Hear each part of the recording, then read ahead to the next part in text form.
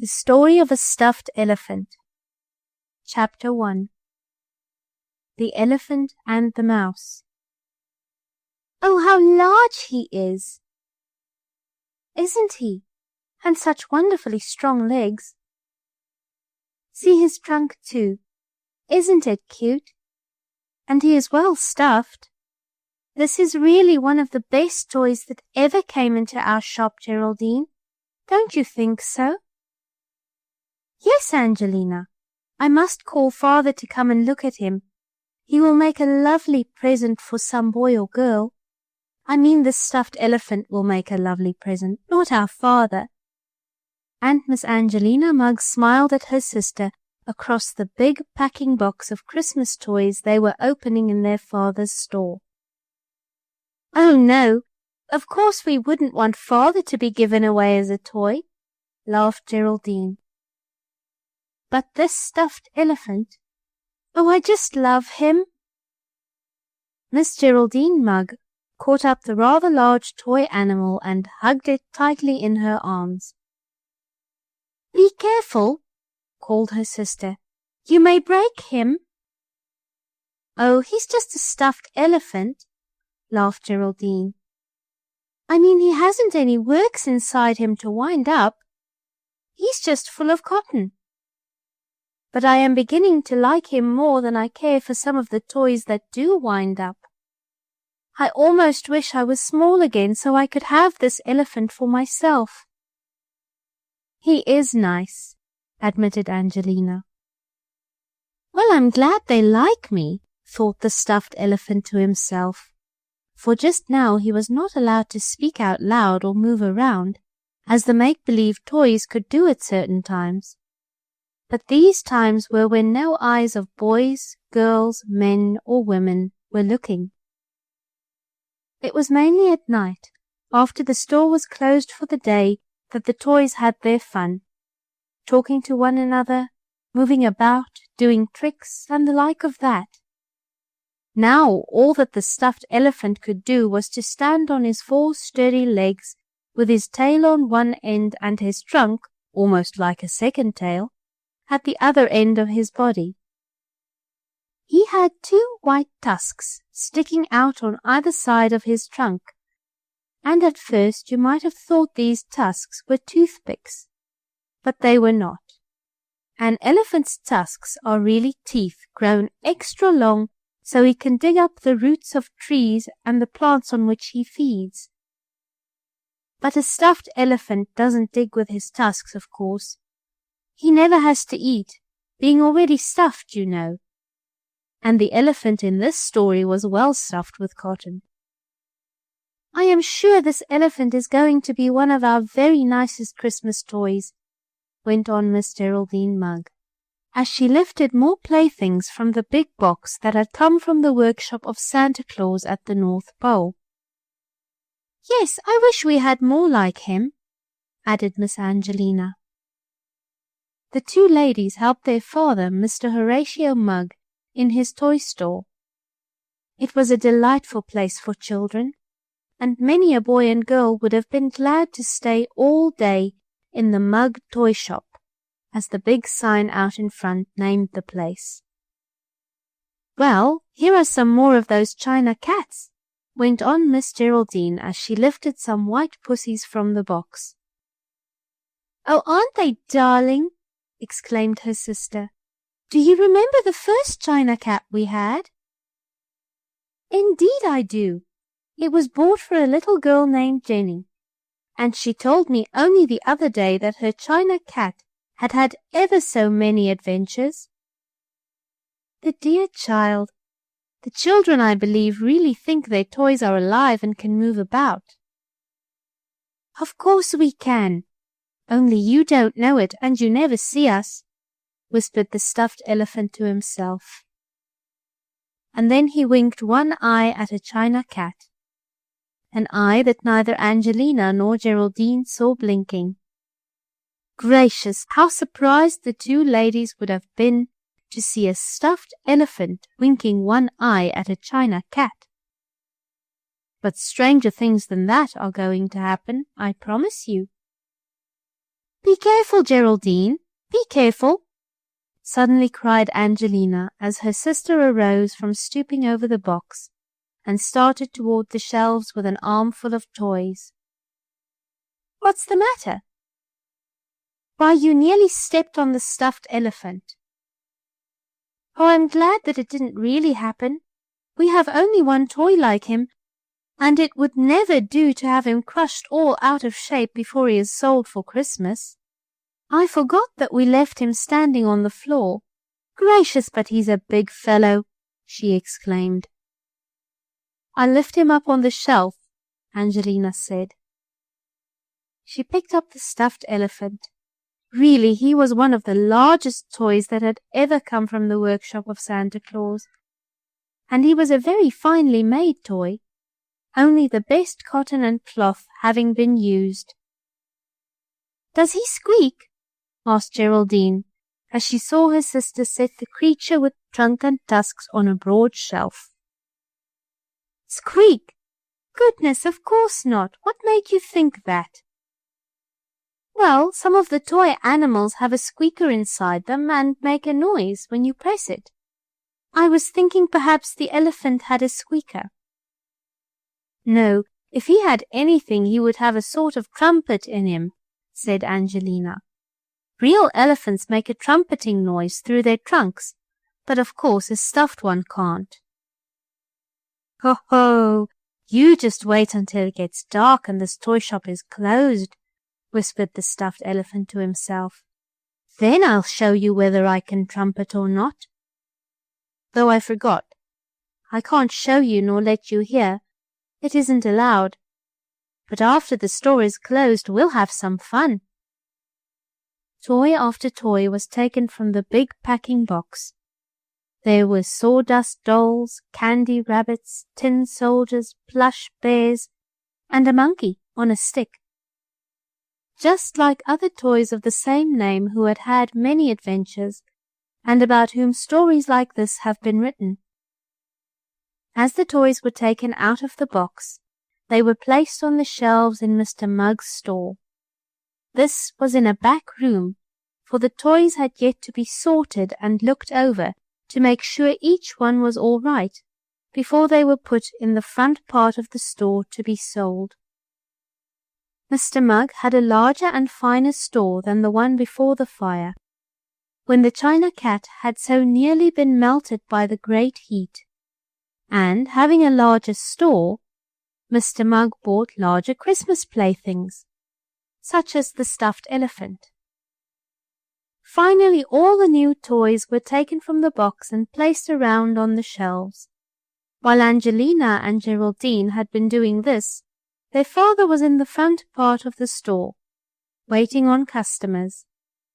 After a bit, when it grew dark outside and the lights were lit inside the store, Mr. Mug locked the front door and came back into the rear room. "I think we have worked enough for today," the toy man told his daughters. "We will wait until tomorrow before looking over the new things and marking prices on them. I am tired and want to go to bed." "Good," thought the stuffed elephant. "That is, I'm not glad Mr. Mug is tired," he went on in his thoughts, "but I'm glad he's going to bed so I can move about and talk to some of my toy friends. It's been no fun to be shut up in that box ever since I came from the shop of Santa Claus." A little later the store was in darkness, except for a small light burning near the safe, so the passing policeman could look and see that no burglars were breaking into it. "Hello, everybody!" suddenly called the stuffed elephant, waving his trunk around in the air. "How are you all?"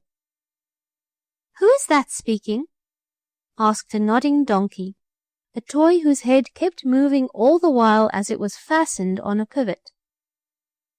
"A new chap, a stuffed elephant," answered a jumping jack, who wore a blue and yellow cap. "A stuffed elephant? Let me see him. I never heard of such a creature," brayed the nodding donkey, and he slid along the shelf to get a better view. For it was the mystic hour when the make-believe toys could pretend to be alive, when they could move about and talk. "Here I am, right over here," trumpeted the stuffed elephant, and if Miss Geraldine and Miss Angelina, or even Mr. Mugg could have heard him, they would have been very much surprised.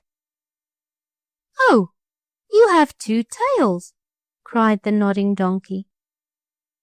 "No, only one," said the stuffed elephant. "The other is my trunk. It really is a long nose, but it is called a trunk." "Is there anything inside it?" asked the Calico Clown. "Nothing but air. I breathe through my trunk," the stuffed elephant answered. "But I myself am filled with the very best cotton, lots and lots of it." "Have you cotton inside you?" he asked the donkey. "No, I'm wood clear through," was the reply. "But as long as you are a new toy, let me welcome you among us. We are glad to see you. What is the latest news from the land of Santa Claus?" "Well, let me see. So many things happen up there that I hardly know where to start to tell you about them," replied the stuffed elephant. "In the first place—" "I'm stuffed too," suddenly interrupted a high, squeaky voice. "Only I'm stuffed with sawdust. Here I am, over here." "Yes, Miss Sawdust Doll, we see you," brayed the nodding donkey. "But please don't interrupt the stuffed elephant. He is going to tell us about Santa Claus, and I want to hear, as it is some time since I came from the North Pole." "Well, I can tell you as well as that stuffed elephant can," went on the squeaky Sawdust Doll. "I came from Santa Claus's shop in the same box with him." "You're not the first Sawdust Doll, though. She was bought by a little girl named Dorothy, I've heard said," remarked a rubber dog. "Yes, that's right," said the nodding donkey. "And her brother Dick had a white rocking horse."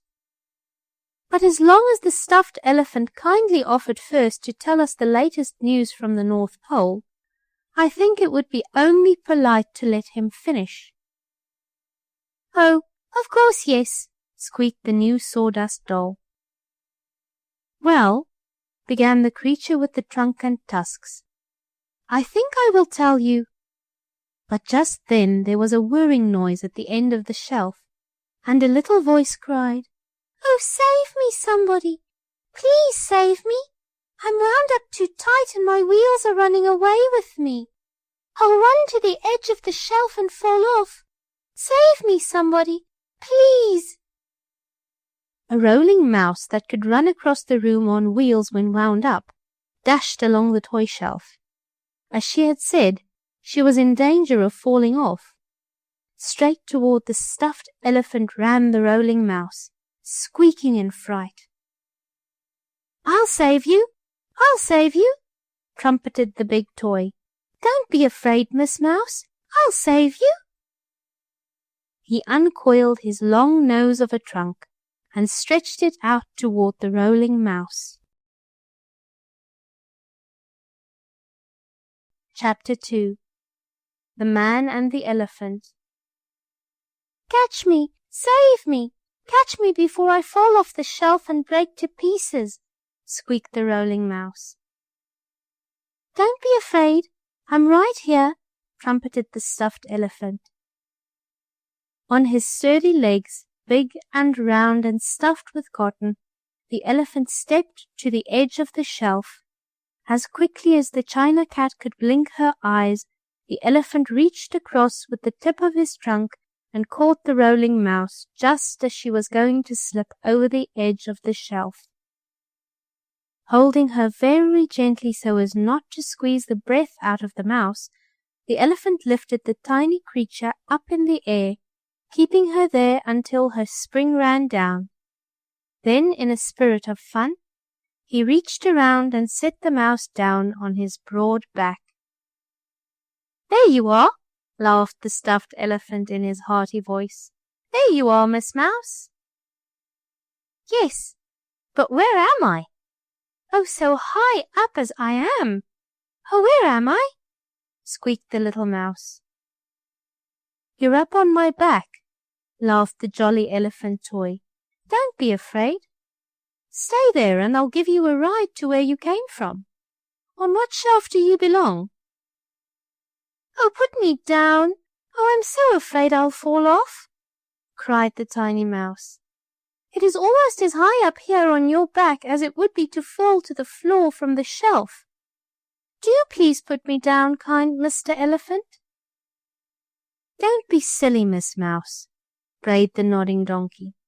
The elephant is good and strong, and he is also careful. He will not let you fall. Are you sure? Asked the little mouse, trembling. Of course I will not let you fall, chuckled the elephant. Just stay quietly on my back, and I'll take you where you came from. But maybe her wheels will go around again and make her roll off, remarked the Sawdust Doll. No, the spring unwound as I slid across the shelf, said the Rolling Mouse. I'm all right now. Mr. Mug wound me up today to show me to a little boy, but the boy wanted a pair of skates and not a mouse like me, so Mr. Mug put me down on the shelf without letting my spring unwind. He stuck me up against the tin soldier, and the soldier kept me from rolling around. But just now the soldier came out to look at the new stuffed elephant. That left nothing to hold me back, and away I rolled. Oh, I'm sorry, said the tin soldier, touching his red cap in a salute to Miss Mouse. I'll forgive you, as I know you didn't mean to do it, said the mouse toy with a smile that made her whiskers wiggle. But I do wish you'd put me down, Mr. Elephant. I'm nervous up on your back, broad and big as it is. All right, Miss Rolling Mouse, I'll lift you down, trumpeted the elephant. And here you are at your own place on the shelf. The big toy, stuffed as he was with cotton, reached back with his trunk, gently picked up the mouse in it, and set her down where she had started to roll from. As she had said, the wheels no longer whizzed around, as the spring which made them move had all uncoiled. It had run down, as it is called. There you are, went on the elephant, after he had gently put down the mouse toy. Any time you are afraid of falling off the shelf, just call for me and I'll save you with my trunk. You are very kind, said the mouse, and so big and strong. Isn't he big, though? Giggled the Sawdust Doll. I wonder if he is strong enough to give me a ride on his back. Of course he is, brayed the nodding donkey. Do you want a ride on my back, Miss Sawdust Doll? Asked the good-natured elephant. All right, up you go. With a swing of his trunk, he set the doll on his back, as he had done with the mouse. Then the stuffed elephant carefully walked around among the other toys, taking care not to step on any of them. I'm glad the elephant has come to stay with us, whispered a little celluloid doll. I'd love to ride on his back, but I don't like to ask him. I'll ask for you if you're too bashful to do it, said the Calico Clown, and he did. Why, of course I'll ride you too, Miss Celluloid Doll, chuckled the elephant. I'll ride all of you in turn. That is all but the very largest toys. They might make my seams come open and the cotton stuffing puff out. For the elephant was made of grey cloth, you know, and he was sewed together, his tusks of wood being stuck in on either side of his trunk. I thought elephants were always afraid of mice, said the Celluloid Doll when she was having her ride. Pooh! Me afraid of a little mouse? Laughed the big elephant. I guess not. What made you think that? It is in some of the storybooks, went on the tiny Celluloid Doll. The story says real live elephants are afraid of mice because they fear the tiny creatures will crawl up the nose holes in their trunks." "That may be all right for real live elephants," laughed the big stuffed toy, "but I am only make-believe, you know, like the rest of you toys. The rolling mouse couldn't get up my nose." "And if I could, I wouldn't, because you have been so kind to me," squeaked the little mouse toy. "Next time I ride on your back I shall not be so afraid." "Would you like to ride now, Miss Mouse?" asked the elephant, as he set down with his trunk a fuzzy duck who had just been given a ride around the shelf. "Oh no, thank you, not now," answered the mouse. "And I think it will soon be time for us to stop our make-believe fun. It will be morning in a little while, and you know we can't talk or laugh or do anything in daylight when Mr. Mugg and his daughters or any customers are in the store. I hope the elephant will have time to tell us a little of what has happened in the North Pole land since we came away," said a rocking horse, who had been in the toy store a long time. "Yes, do tell us," begged the other playthings. "I will," said the elephant. So the elephant, swaying on his 4 big legs in the same way that real elephants do, told the latest news from the workshops of Santa Claus, whence he had lately come with a box of other toys. "Is Santa Claus as jolly as ever?" asked a tin horse. "Just as jolly," replied the elephant, "more so if anything. His whiskers are a little longer and his cheeks are a little redder, but that is all. I heard him tell some of his workmen, as they packed me in the box, that he hoped I'd like it down on earth among the boys and girls." "You're sure to like it," said the nodding donkey. "A brother of mine used to be in this store, and he was given to a boy who took very good care of him." "And a sister of yours is owned by a little girl named Dorothy," a cloth rabbit said to the sawdust doll.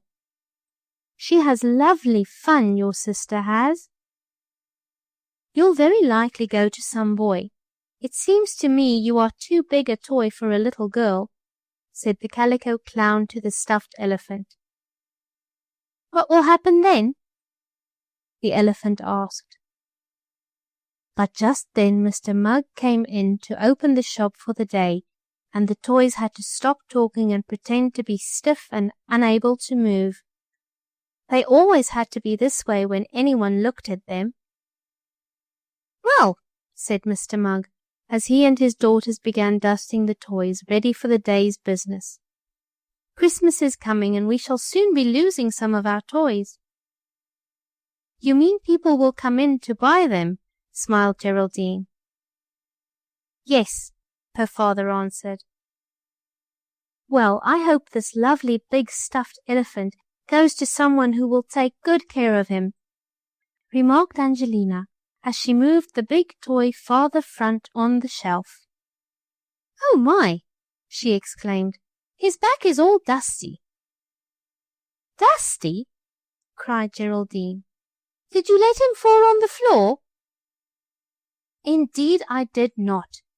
He hasn't been off this shelf or moved since he was taken out of the box last night." "Then I wonder how this dust got on his back."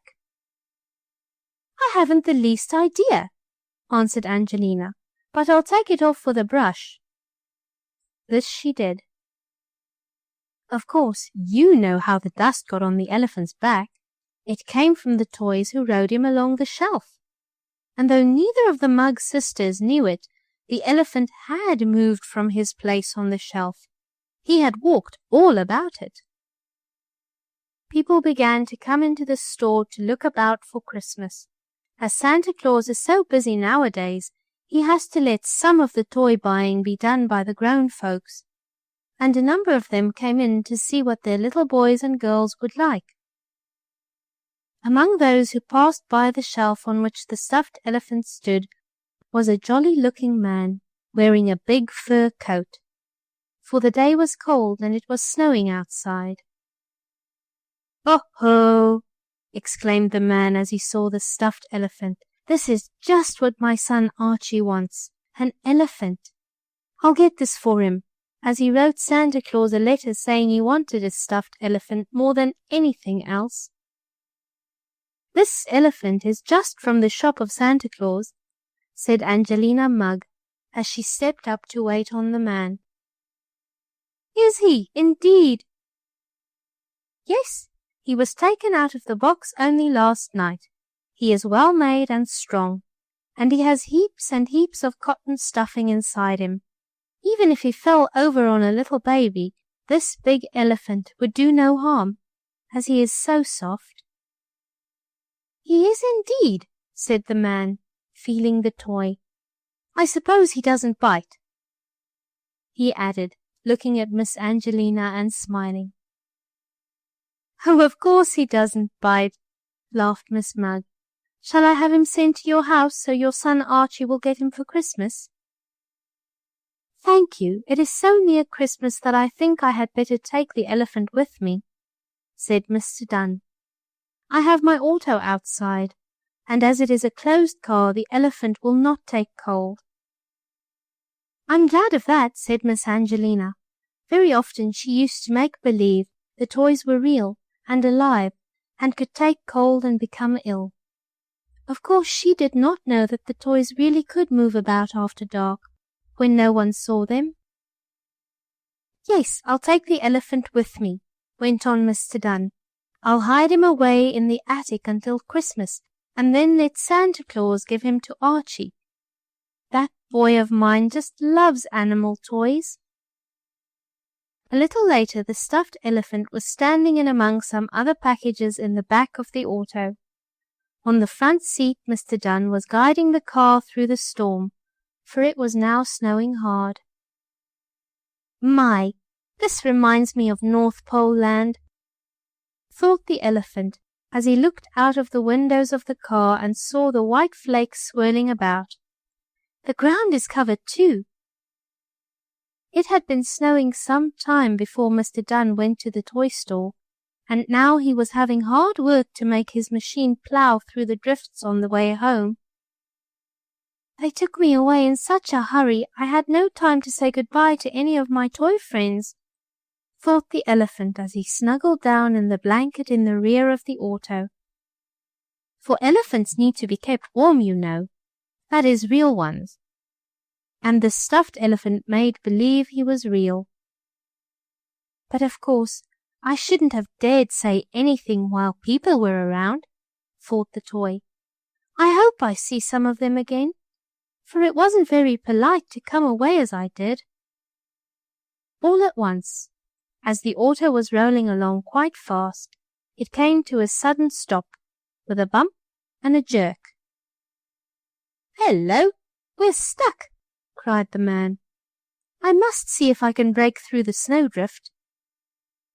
He backed the car and started ahead again, with the motor going full speed. Bang! The car struck the snowdrift. There was a crash of glass. Oh dear, whispered the elephant to himself, for he went toppling, legs overhead, out through a broken window of the car, into a deep snowdrift, stuck the poor stuffed elephant.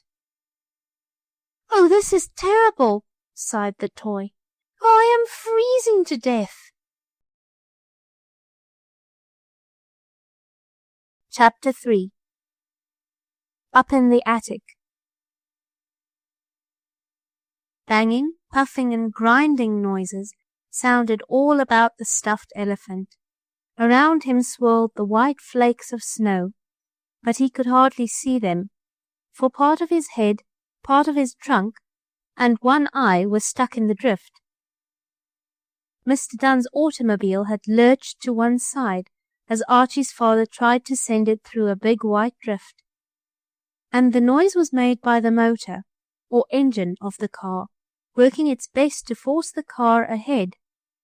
The glass window of the automobile had broken as it tipped to one side, a piece of ice flying through. And it was through the broken window that the stuffed elephant had been tossed right out into a snowdrift. Oh, but it's so cold, said the elephant, shivering.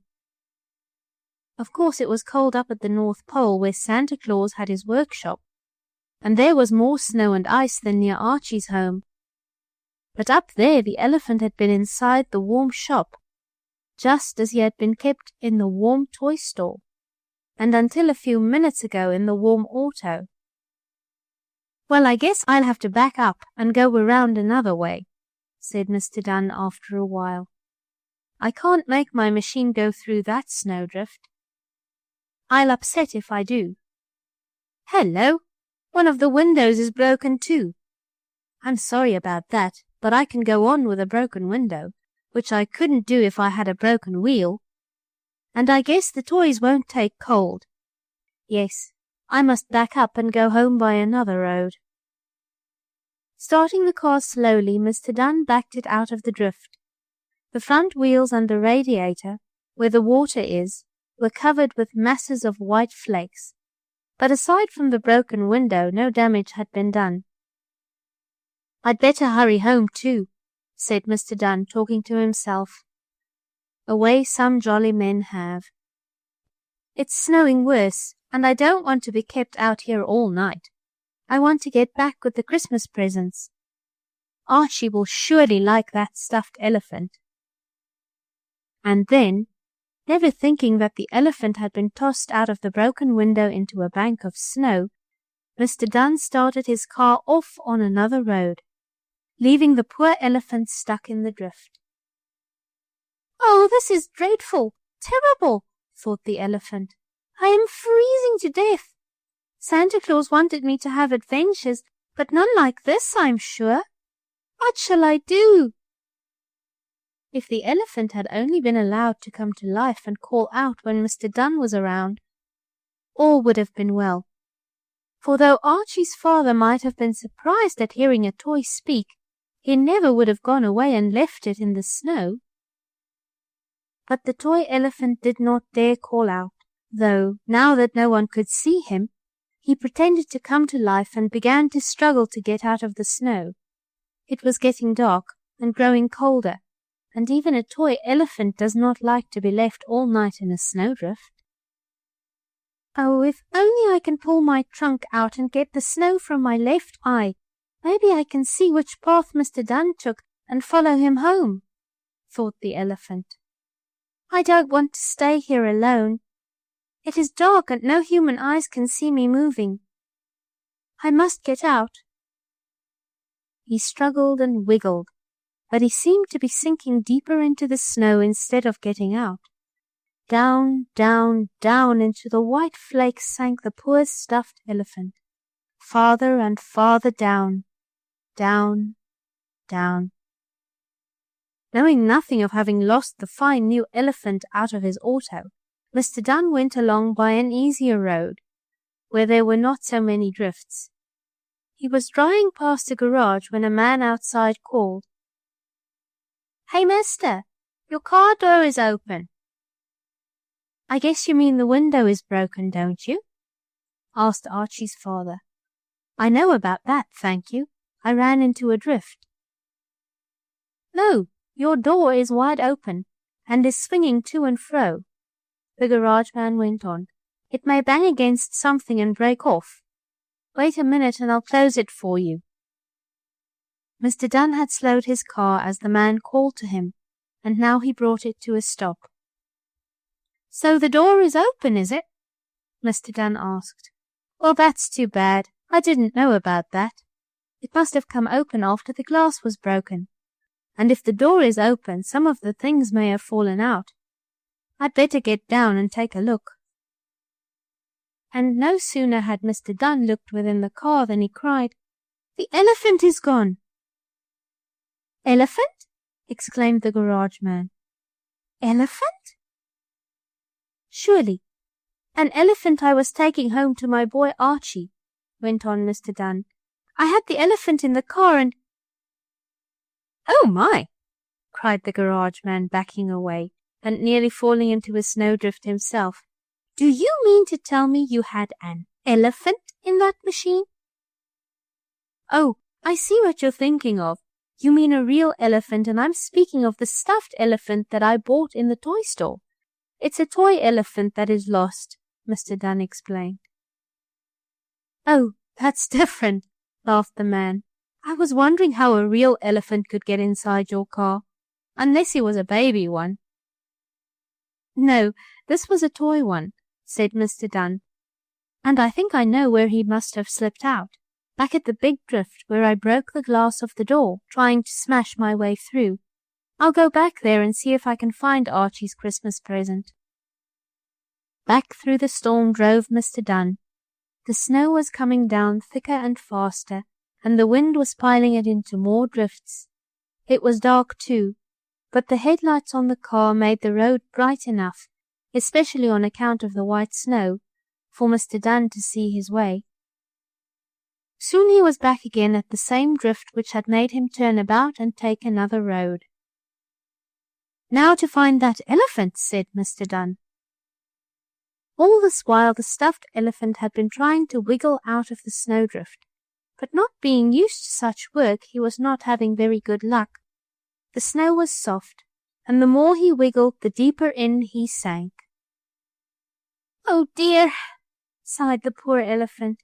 "What am I going to do? The snowflakes are getting in my trunk, and they tickle me and make me want to sneeze. It's no fun to be in a snowdrift. I used to like to look at them through the window in the shop of Santa Claus, but they're prettier to look at than to be in.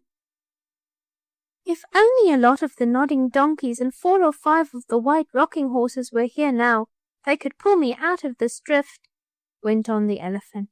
"But they aren't, and I'll have to help myself. I wonder if I gave a trumpet or 2 through my trunk, whether that would do any good." He was just about to try it, when all at once he heard a noise. "That sounds like an automobile," thought the elephant. "I daren't move or trumpet if any real folks are around. I'll have to stay quiet, and then, oh then, I'll sink deeper into the snow." Just then a man's voice said, "It was right here I ran into the drift. The elephant must be somewhere about here." Dazzling lights shone in the elephant's one eye that was not in the drift.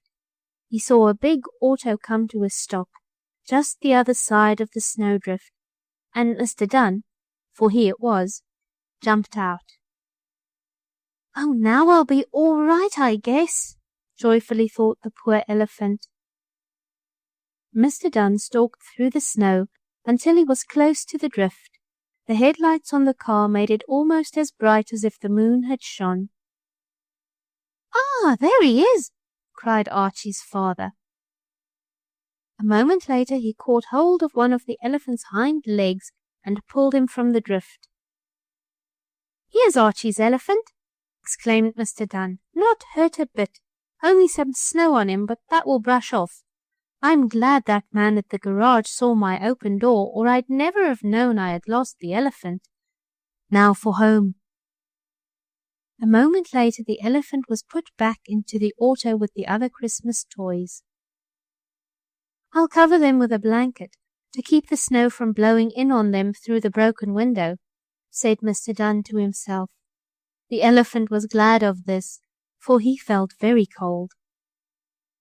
Then back started the auto, and it was so warm and cozy under the blanket that the elephant almost fell asleep.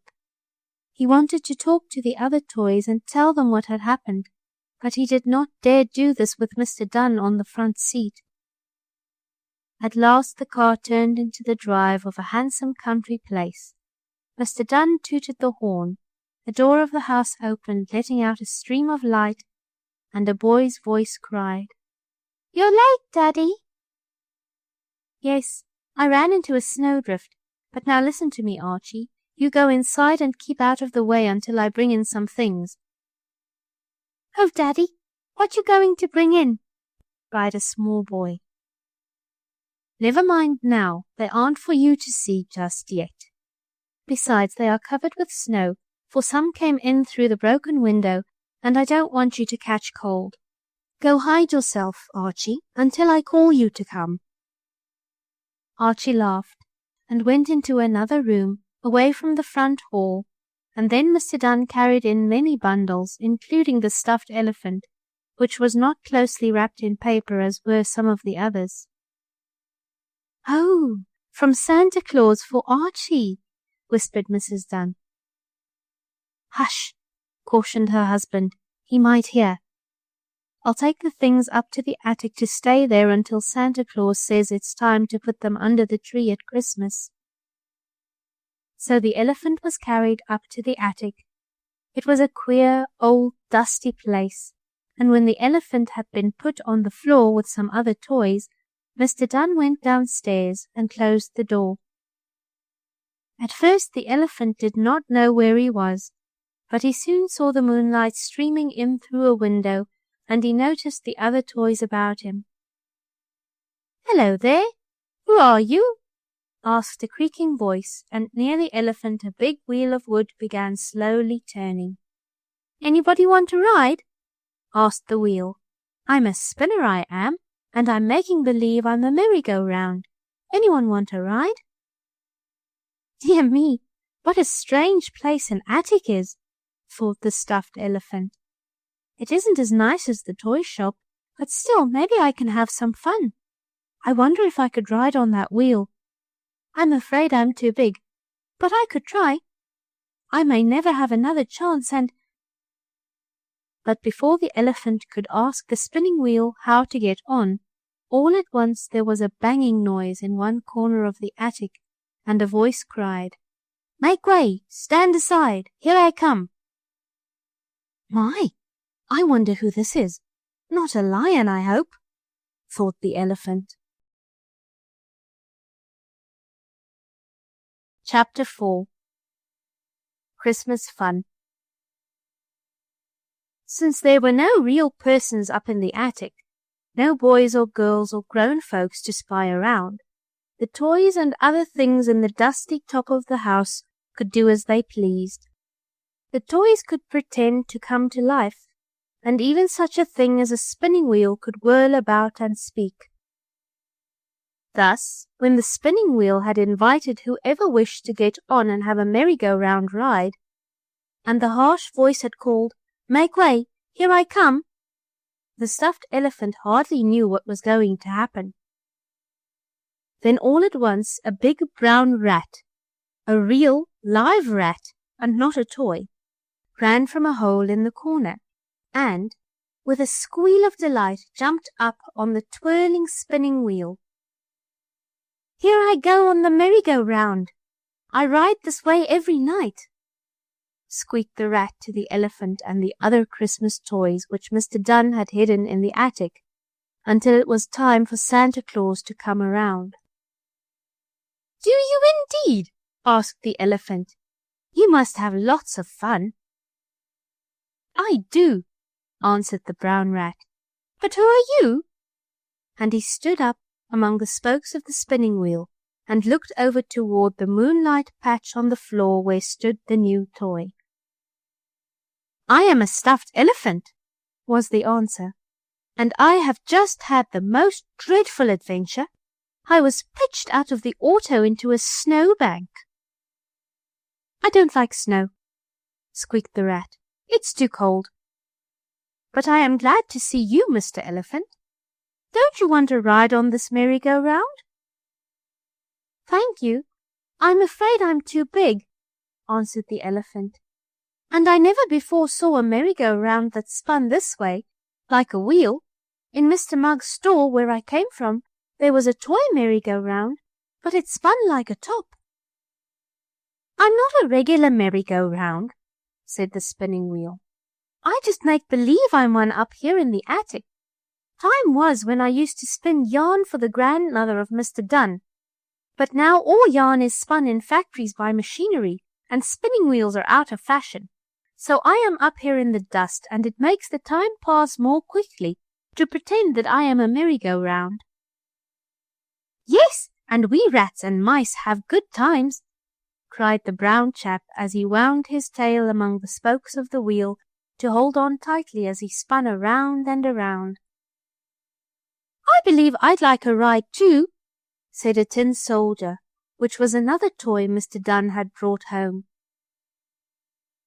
"All right, climb up," called out the rat. So the tin soldier, being able to pretend to come to life since no prying eyes saw him, got up on the spinning wheel and rode with the rat. The elephant wanted to have this fun, but he was too large to get on the wheel. "Besides," he said, "something might happen to my trunk." He was very proud of his trunk and his tusks, was the stuffed elephant. Several days passed, during which the toys had to remain hidden in the attic, waiting for Christmas. They did not mind it, however, as they were left to themselves and could have fun. At last, however, Christmas Eve came, and when the house was quiet and still, when Santa Claus was on his way flying over the chimneys with his sleigh and 8 reindeer, the stuffed elephant and the other toys were carried down to the parlor and placed beneath the Christmas tree. And when Christmas morning came, Archie Dunn came racing downstairs in his little pajamas, crying, "Merry Christmas! Merry Christmas! What did Santa Claus leave for me?" "Go and look," replied his mother. When Archie saw all his toys, but especially the stuffed elephant, the little boy shouted and clapped his hands for joy and cried, "Oh, what a lovely Christmas! Oh, I always wanted a stuffed elephant, and now I have it. Oh, what a fine big elephant you are!" He threw his arms around the stuffed creature's neck and hugged him so hard that the cotton stuffing almost oozed out of the elephant's ears. "I hope he doesn't squeeze me any harder," thought the elephant, though he dared not so much as give a trumpet sound, and as for saying anything or waving his trunk, that was not to be thought of. For Archie was there, and his sister Elsie, and Mr. and Mrs. Dunn, and the servants, a room full of people, and of course the elephant had to remain quiet.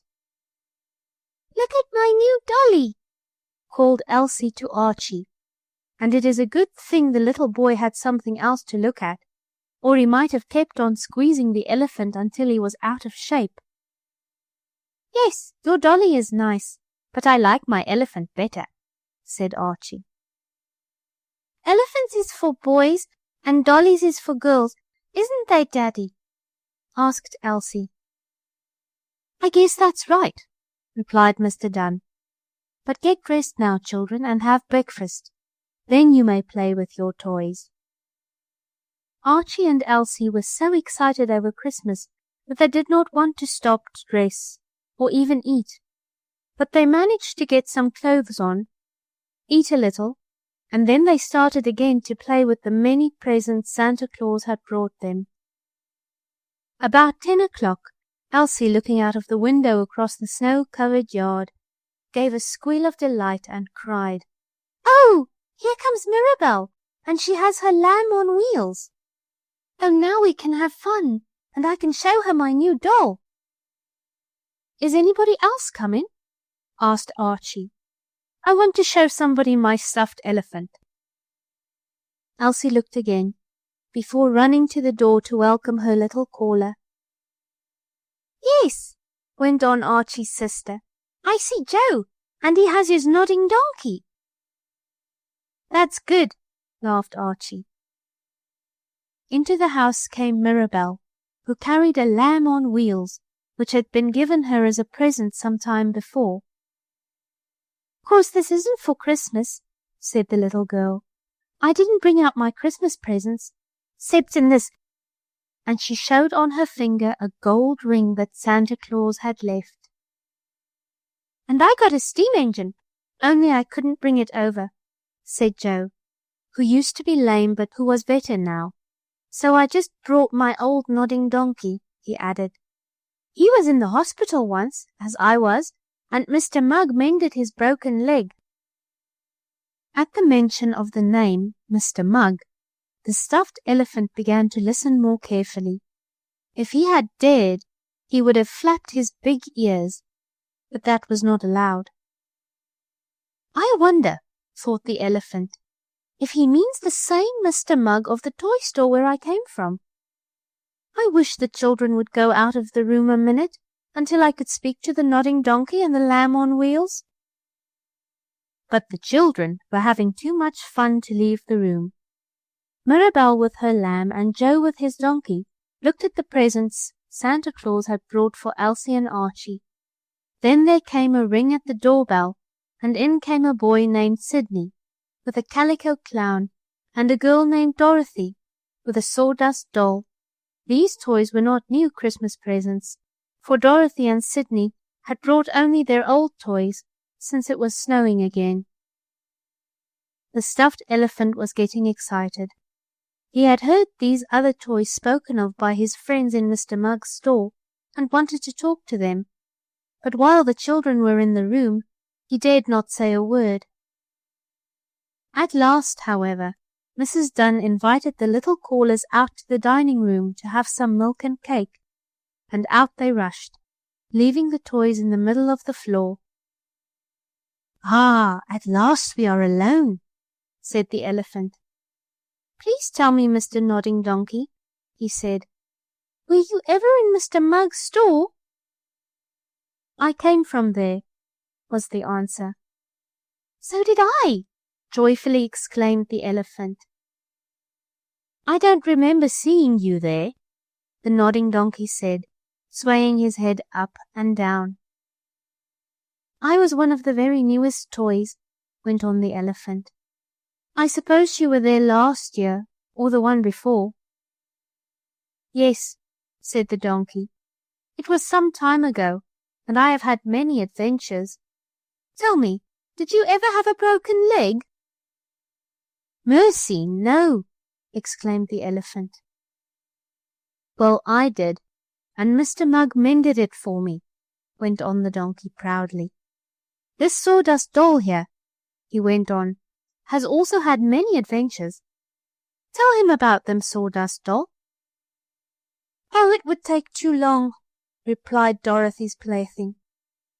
"But they are all in a book, and Dorothy's brother Dick has a white rocking horse, and his adventures are in a book too.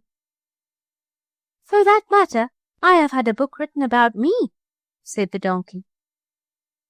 "So have I," declared the Calico Clown, jumping up and down. "It tells about my trousers catching fire."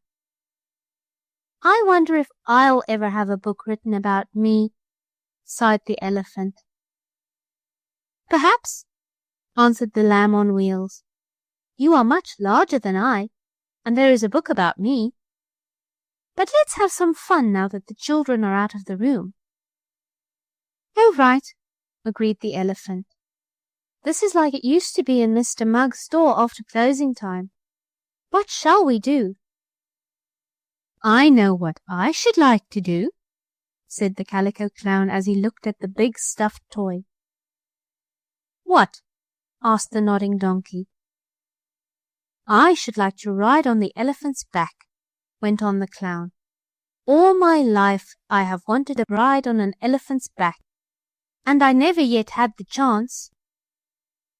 "You shall have it now," replied the kind elephant. "I'll come over and get you. Can you climb up? I'm pretty tall, you see." "I'll stand on top of this toy trolley car," said the clown.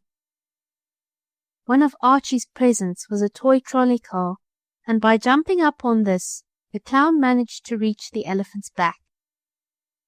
"Now hold on tightly and you won't fall," said the elephant. "If I had thought, I would have lifted you up in my trunk as I did the rolling mouse. But I'll lift you down again. Sit tight now."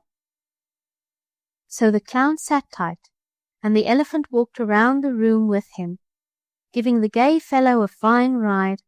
The Sawdust Doll was just making up her mind that she would be brave enough to get on the elephant's back, when all at once the Nodding Donkey cried, "Quick, quiet, everyone!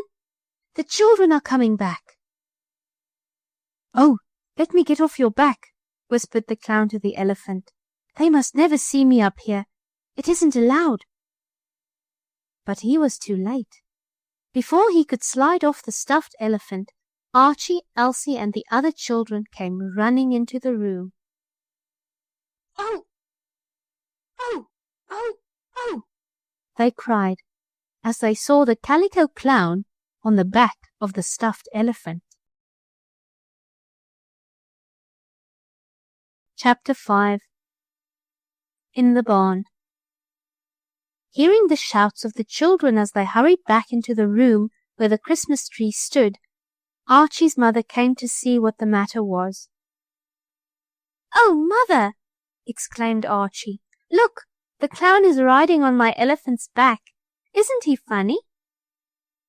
"He looks very odd," said Mrs. Dunn.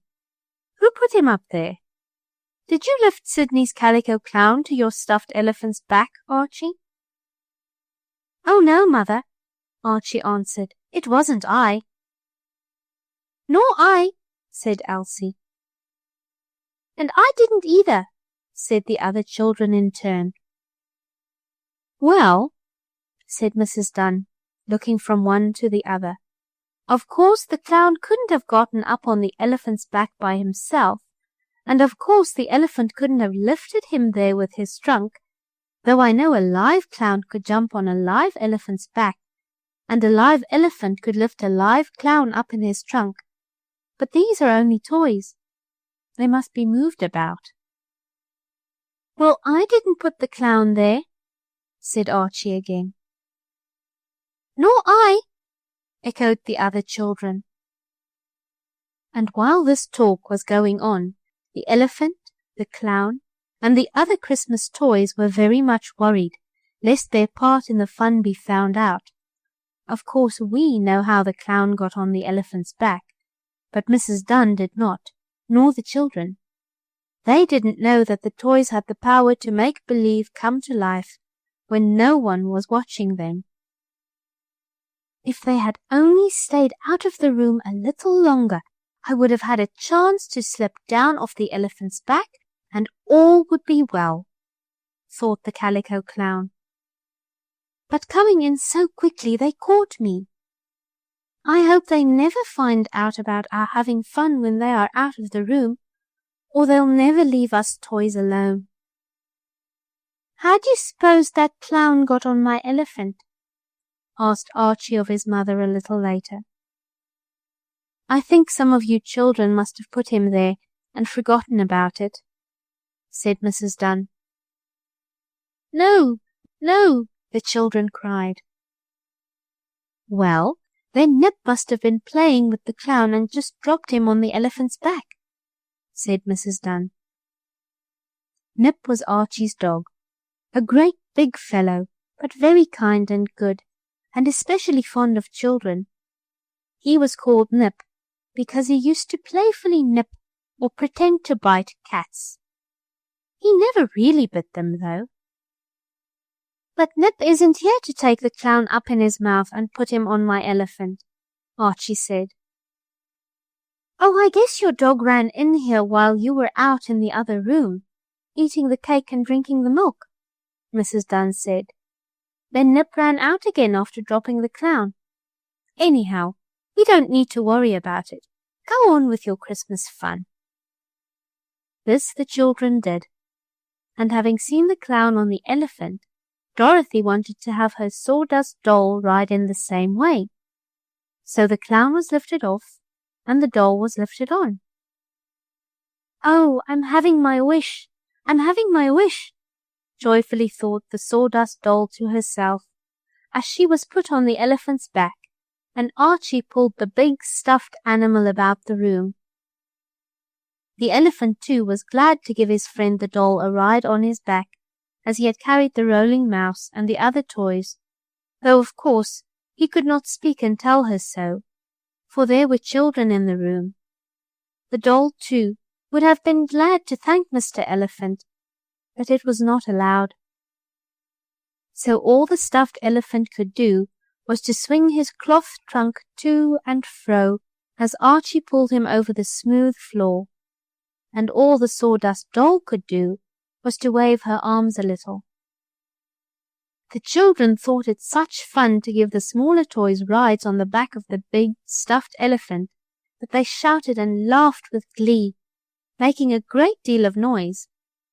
And there was more noise when Dick, who owned the white rocking horse, came over with his friend Herbert, who had a toy monkey on a stick. "Oh, my dear children, you are making so much noise," called Mrs. Dunn, entering the Christmas tree room. "Don't you want to go out in our big barn to play?" "Isn't it cold in the barn?"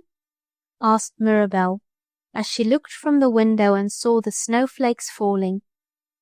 "I wouldn't want my lamb to catch cold."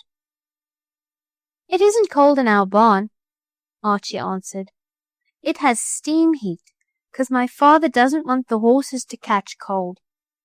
And he doesn't want the water in our automobile to freeze either, so he has steam heat in our barn." "And it's warm and cozy," added Elsie. "Oh, out there we can have a lot of fun." "Let's go out there then," said Joe. "My donkey likes it in barns, I guess." "And so will my elephant," called Archie. A little later the children were running over the snow to the big barn on Mr. Dunn's country estate. The gardener had shoveled a path through the snow from the house to the barn, so the children would not get their feet wet. Each child carried some toy, and Archie had all he could do to clasp the big elephant in his arms, for Archie was a small boy, and the elephant was one of the largest toys. Once, on the way from the house to the barn, Archie, carrying the elephant, stumbled and nearly fell. "Oh!" cried the little boy as he slipped along the snowy path. "Oh!" The elephant wanted to cry "Oh!" also, but he dared not. He felt shivery and frightened, though, as he saw the banks of snow on either side of him. "I don't want to be pitched into another drift head first," he thought to himself. But Archie did not fall, and the elephant did not get a second bath in the snow, for which he was very glad. Into the warm barn trooped the children with their Christmas toys, some old and some new. Jake, the man who looked after the horses, giving them oats from a big bin and hay from the loft, opened the doors for the children and laughed to see how happy they were. "We're going to play here and have a lot of fun, Jake," called Archie. "See my big elephant? I just got him for Christmas." "He is a fine fellow," Jake agreed. "Shall I put him in a stall as I do the horses?" "No, we are going to keep him here to play with," said Archie. "And I think I'll get a little hay to make believe feed him." "Well, be careful," warned Jake. "Don't fall off the haymow." The haymow was a big place in the barn where the dried grass, which is what hay is, you know, was stored away. While the other children were having fun with their toys, Archie climbed to the mow to get some hay for his elephant. Now, dried hay is slippery, as you know, if you have ever tried to climb up a pile of it in a barn, and no sooner was Archie at the top of the mow than down he slid on the hill of hay. "Oh, I'm falling!" he cried, and his sister and the other children came running to see what would happen. Archie slid down the haymow toward the floor of the barn, and it seemed as if he would get a hard bump. But as it happened, a lot of the hay slid along with the little boy, and it was under him when he struck the barn floor. So he fell on the hay, which was like a cushion, and Archie wasn't hurt in the least. In fact, he rather liked it. "Oh, this is fun!" he cried. "I'm going to slide down the haymow some more." Again he climbed to the top, and down he slid, sitting upright as though on a chair. Again he slipped over the edge of the mow and fell on the pile of hay on the barn floor. "Hooray!" shouted Joe, who, being no longer lame, could play like other boys. "I'm going to try that." He did, as did the other boys and girls, and soon they had forgotten their Christmas toys for the time being, in the newer fun of sliding down the hay. Thus the elephant, the donkey, and the different make-believe animals were left to themselves in a distant part of the barn. "This is our chance," said the donkey to the elephant. "Let's walk around. My legs are stiff, especially the one that was broken and which Mr. Mugg mended." "Yes, a little walk will do us good," agreed the elephant. "I am a bit stiff myself, and I want to swing my trunk." So the donkey and the elephant, making believe come to life, walked about the barn floor, while the children were farther off, sliding down the haymow. There were many strange things in the barn, at least strange to the elephant and the donkey. There were garden tools of all sorts, rakes, hoes, shovels, and picks. There were strange pieces of machinery for cutting hay, planting corn and potatoes, and the like. In one corner was a big wheel with a rope around it, and for a moment the elephant thought his friend the spinning wheel had come out to the barn to play. But a second look showed that this wheel was larger, stronger, and different in every way. "I wonder what this wheel and rope are for," said the elephant to the nodding donkey. "I don't know, I'm sure," brayed the nodding donkey. Just then the wheel turned slowly, and the long dangling rope swayed to and fro. "I wonder what that is for," went on the elephant. Like most animals, he was curious about something he did not understand, just as your cat or dog will try to find out what causes a strange noise. "Why don't you reach up with your trunk and feel it?" asked the donkey.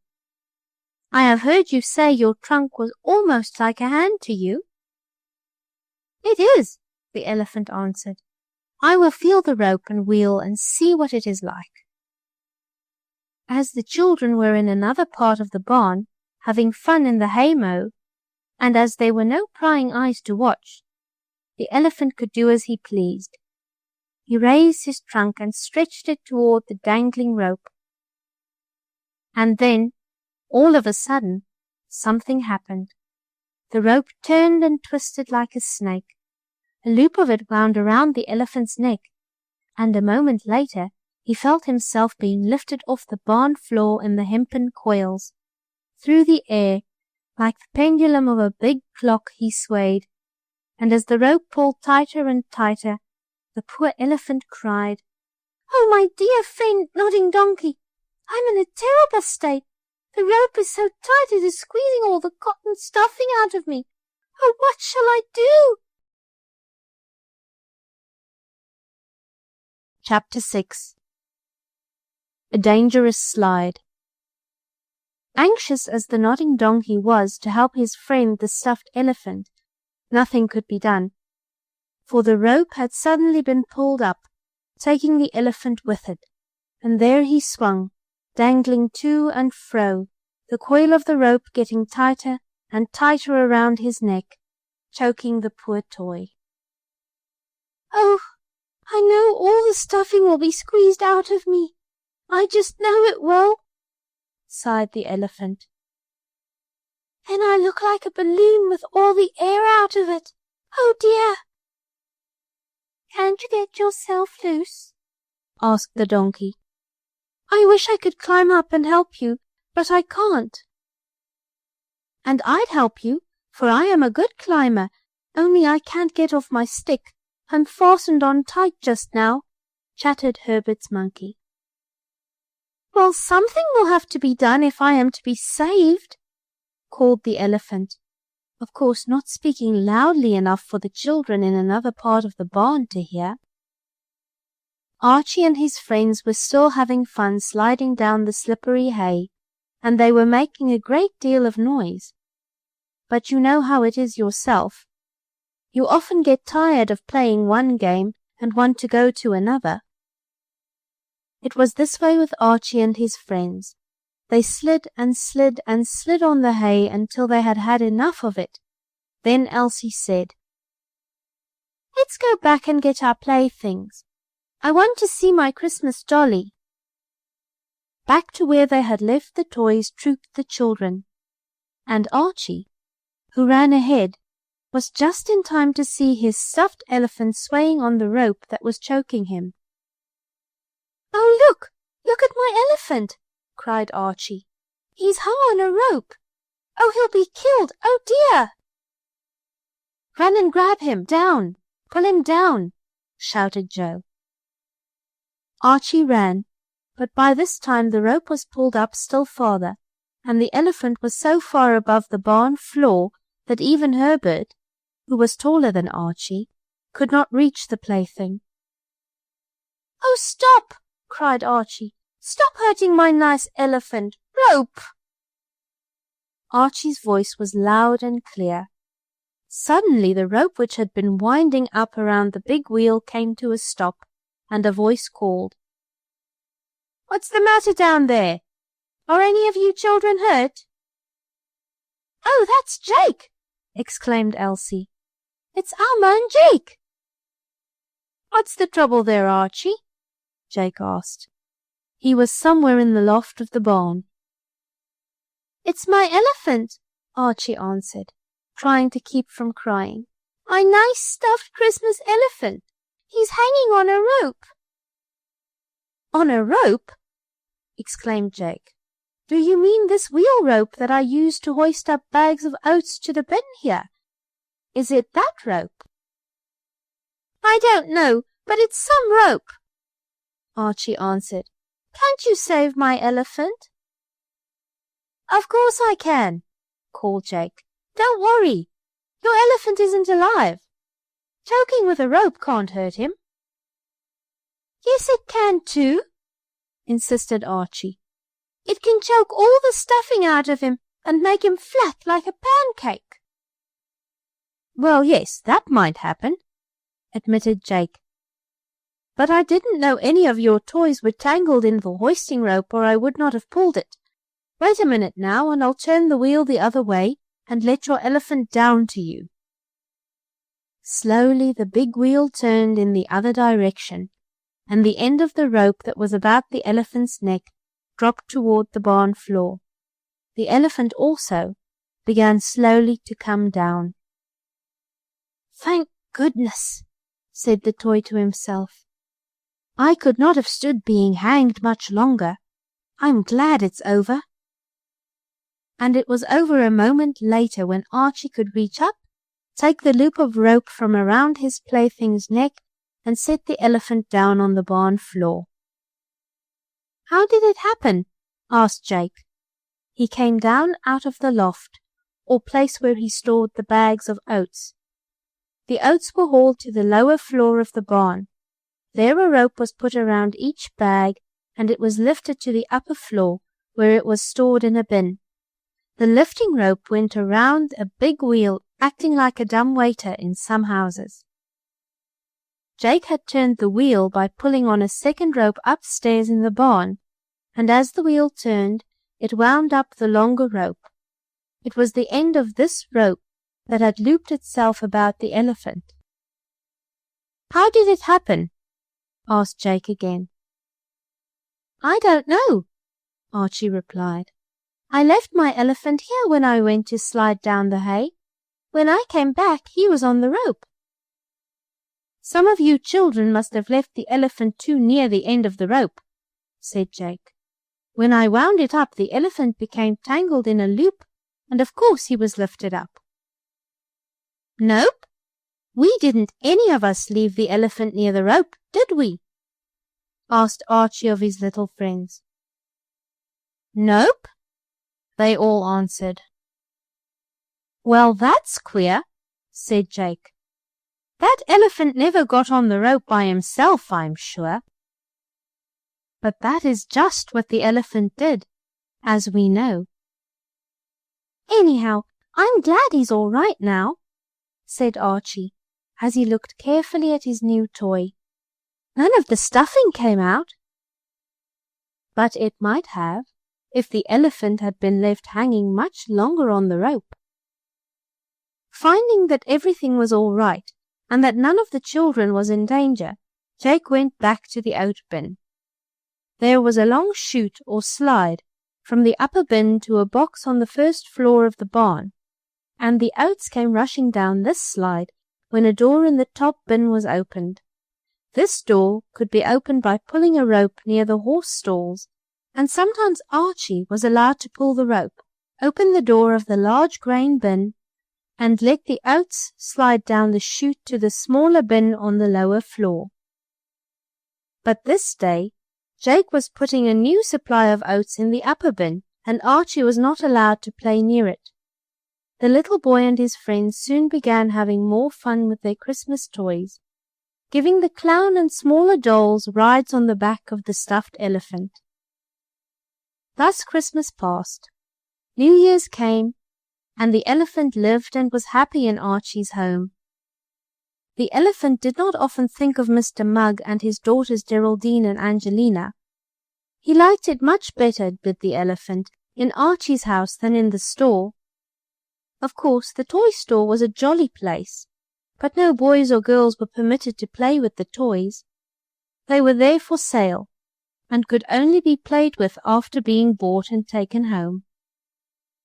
So the elephant was glad he belonged to Archie, who was a boy that took very good care of his playthings. Nearly every day Joe, Dick, or Arnold would come over to see Archie, bringing their playthings, and in this way the elephant met many friends whose adventures are related in the other books of this series.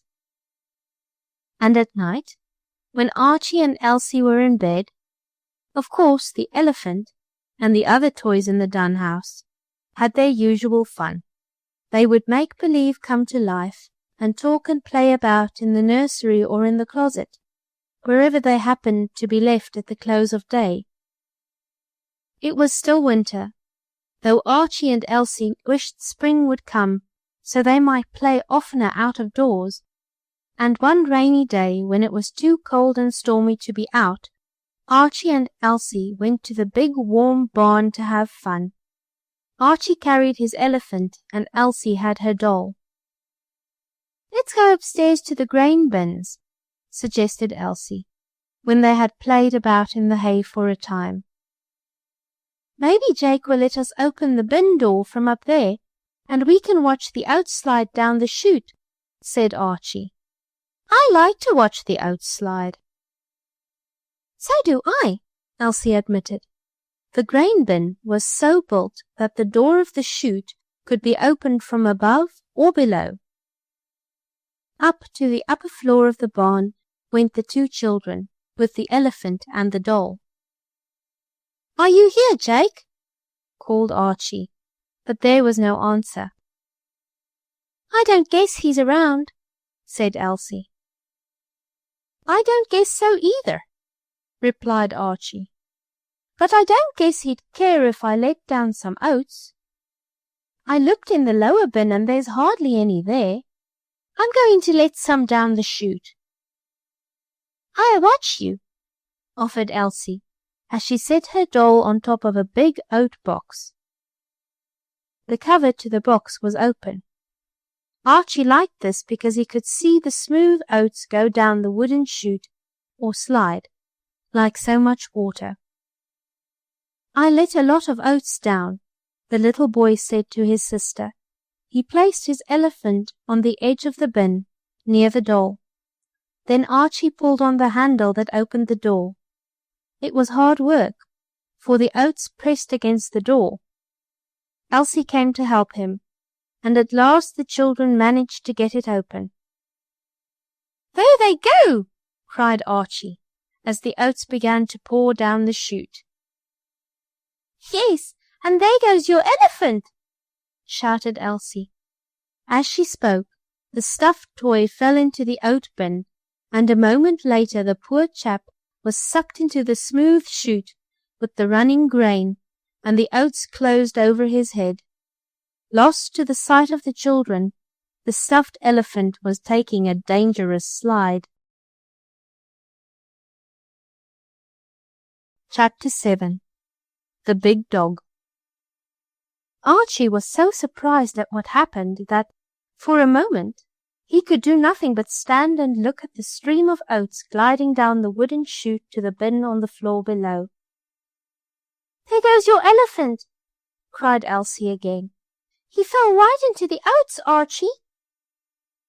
Yes, I see he did," stammered the little boy. "I'm glad my doll didn't go too," went on Elsie. "I guess I'd better take her away 'fore she tumbles in." Elsie reached over to take her toy from the side of the oat bin where the Christmas doll had been put by her mistress.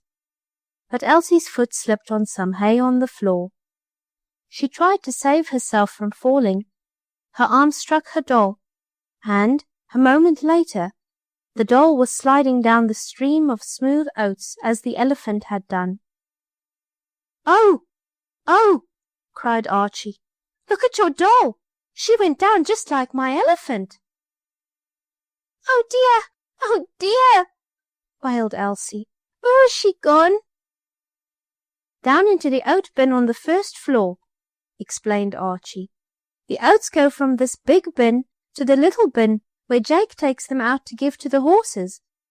Don't cry, Elsie. We'll get your doll back." Archie had almost been going to cry himself when he saw his elephant being buried in the rushing stream of oats. But when he heard his sister's sobs, he made up his mind to be brave and try to help her. Archie was so excited that he still held up the sliding door of the oat bin, and the grains kept on sliding down the chute, carrying with them the elephant and doll, though now the toys were not in sight. "Come on downstairs and get my doll," begged Elsie, tugging at her brother's hand. "Come on and get your elephant and my doll." "Yes, we'd better do that," Archie agreed. Then he saw that he was still holding open the little door in the oat bin, so that pecks and bushels of the grains were still sliding down the chute. "I'd better close that, or the elephant and the doll will be buried away down under so many oats they'll never get out," said the little boy. He let go the handle that they had pulled to raise the door, and it dropped shut, thus preventing any more oats from sliding down the chute. Then he took Elsie's hand and hurried toward the stairs that led to the lower floor of the barn. Meanwhile, as you have guessed, the elephant and the doll were not having a very good time. At first, when the elephant felt himself fall in with the sliding oats, he did not know what had happened. "I wonder what sort of adventure this is," thought the elephant. "It's almost as bad as being pitched out into a snowdrift, though I'm glad it isn't cold. These oats are very scratchy, though, and they make me want to sneeze. But where am I going?" The elephant did not know. All he could tell was that he was being hurried along in the dark with a lot of oats, for it was dark inside the grain chute. Down, down, down went the elephant, just as he had gone up, up, up on the rope. "Where shall I land?" thought the elephant. A moment later he found out, for he was shot from the chute into the almost empty grain bin on the lower floor. Out of the chute tumbled the elephant, and he was very glad to be in an open space once more. "But it is almost as dark as it was before," he said. A little light came from the top of the bin, which did not close tightly, but it was only a little light. But the elephant's troubles were not over, for no sooner had he been slid clear of the chute, landing on his feet, very luckily, than more oats poured out, for Archie was still holding open the door of the grain bin up above. So many oats came sliding down the chute that they rose all around the elephant like rising water around a rock. The oats rose to his knees, to his stomach, where they tickled him a little, and then began to rise over his back. "Oh!" he trumpeted, raising his trunk as high as he could. "I am going to be covered from sight in the oats." And then, When the oats almost covered his eyes, he had a glimpse of the doll coming down the chute in a shower of oats. "Oh, you poor child!" called the elephant. "Yes, isn't this terrible?" exclaimed the doll. "Oh, how are we ever going to get out?" The elephant tried to answer, but now the oats rose over his mouth, and he could not speak. Only the top of his head and the tip of his trunk stuck out above the oats. The doll, having come down a little later, was not so deeply covered by the grains. She tried to stand up, to keep her head as far above the oats as she could, but it was hard work.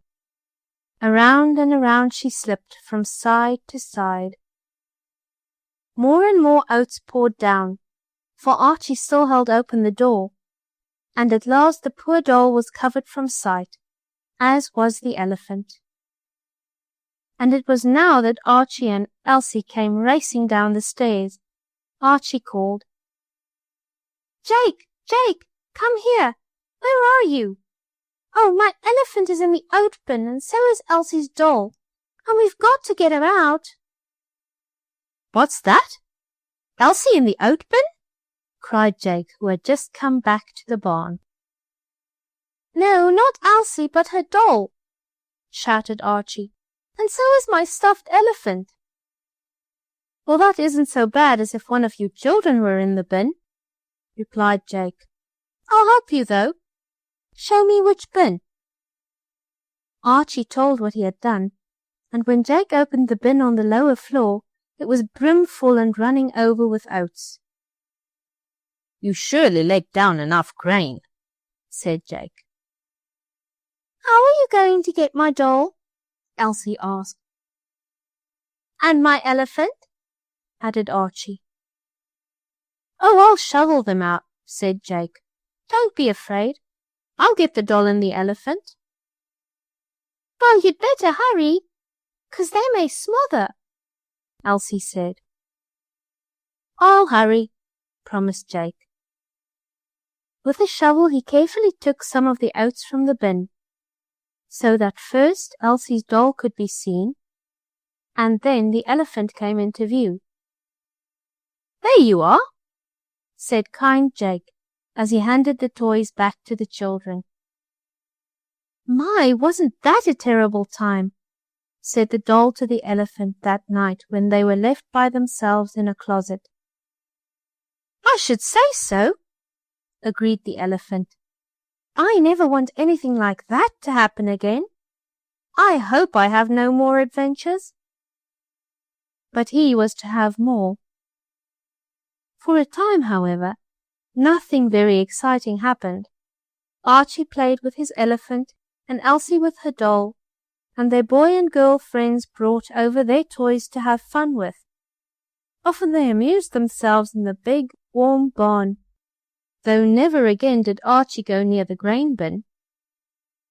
Sometimes Nip, the big dog, would go to the barn to play with the children, and once, though not meaning to, the elephant gave the dog a scare.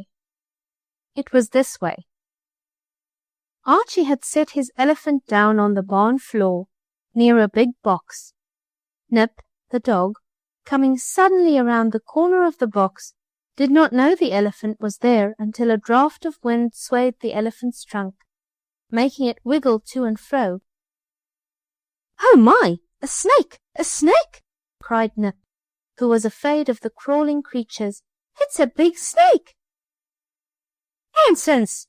I'm not a snake," said the elephant, who could speak, since Elsie and Archie were in another part of the barn. "What was it that looked like a snake?" howled Nip. "It was my trunk. The wind blew it," was the answer. "Hum," said Nip, who now that he took a second look saw that there was really no snake, and nothing to frighten him. "Hum. I believe you did that on purpose just to scare me." "No, really I didn't," said the elephant. "Yes, you did too," barked Nip. "And just for that, I'm going to play a trick on you." "Please don't," begged the elephant. "Yes, I will," growled Nip, who was a little angry and not as kind as he might have been. "I'm going to carry you away off," he barked. Then, before the elephant could do anything to save himself, Nip, the big dog, caught the soft stuffed elephant up by his back and carried him into a dark and distant part of the barn. Chapter 8. An Elephant Judge. "Let me go! Oh, please put me down! Where are you taking me?" called the stuffed elephant to Nip, the big dog. Nip did not answer. This was not because he could not speak the toy language or the language of stuffed elephants, but Nip held Archie's Christmas plaything in his mouth, and you know a dog can't even bark when he has anything in his mouth. He can only growl. Now Nip was not a bad dog, and though he was playing a trick on the stuffed elephant, still Nip was not cross enough to do any growling. So he just kept still and trotted along the barn floor, carrying the elephant. Nip, being a big dog, had no trouble in carrying the stuffed elephant, though the toy was rather large. Stuffed with cotton, as the elephant was, he was not very heavy, you see. "Stop! Oh, please let me go! Where are you taking me?" asked the elephant again. But Nip answered never a word. All the dog had said at first was, "I am going to carry you away off." And he seemed to be doing this. Through the barn he trotted with the stuffed elephant in his mouth. The elephant had never been in this part of the barn before. Archie and Elsie never came here to play. It was too dark and rather dusty and dirty, with cobwebs hanging down from the walls and ceiling. Down the stairs trotted Nip, still carrying the elephant. The dog trotted over to a dim and dusty corner, dropped the Christmas toy upside down on the floor, and then barked, "There you are! Now let's see you find your way back.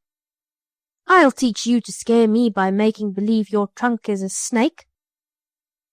"Oh, but I didn't do that.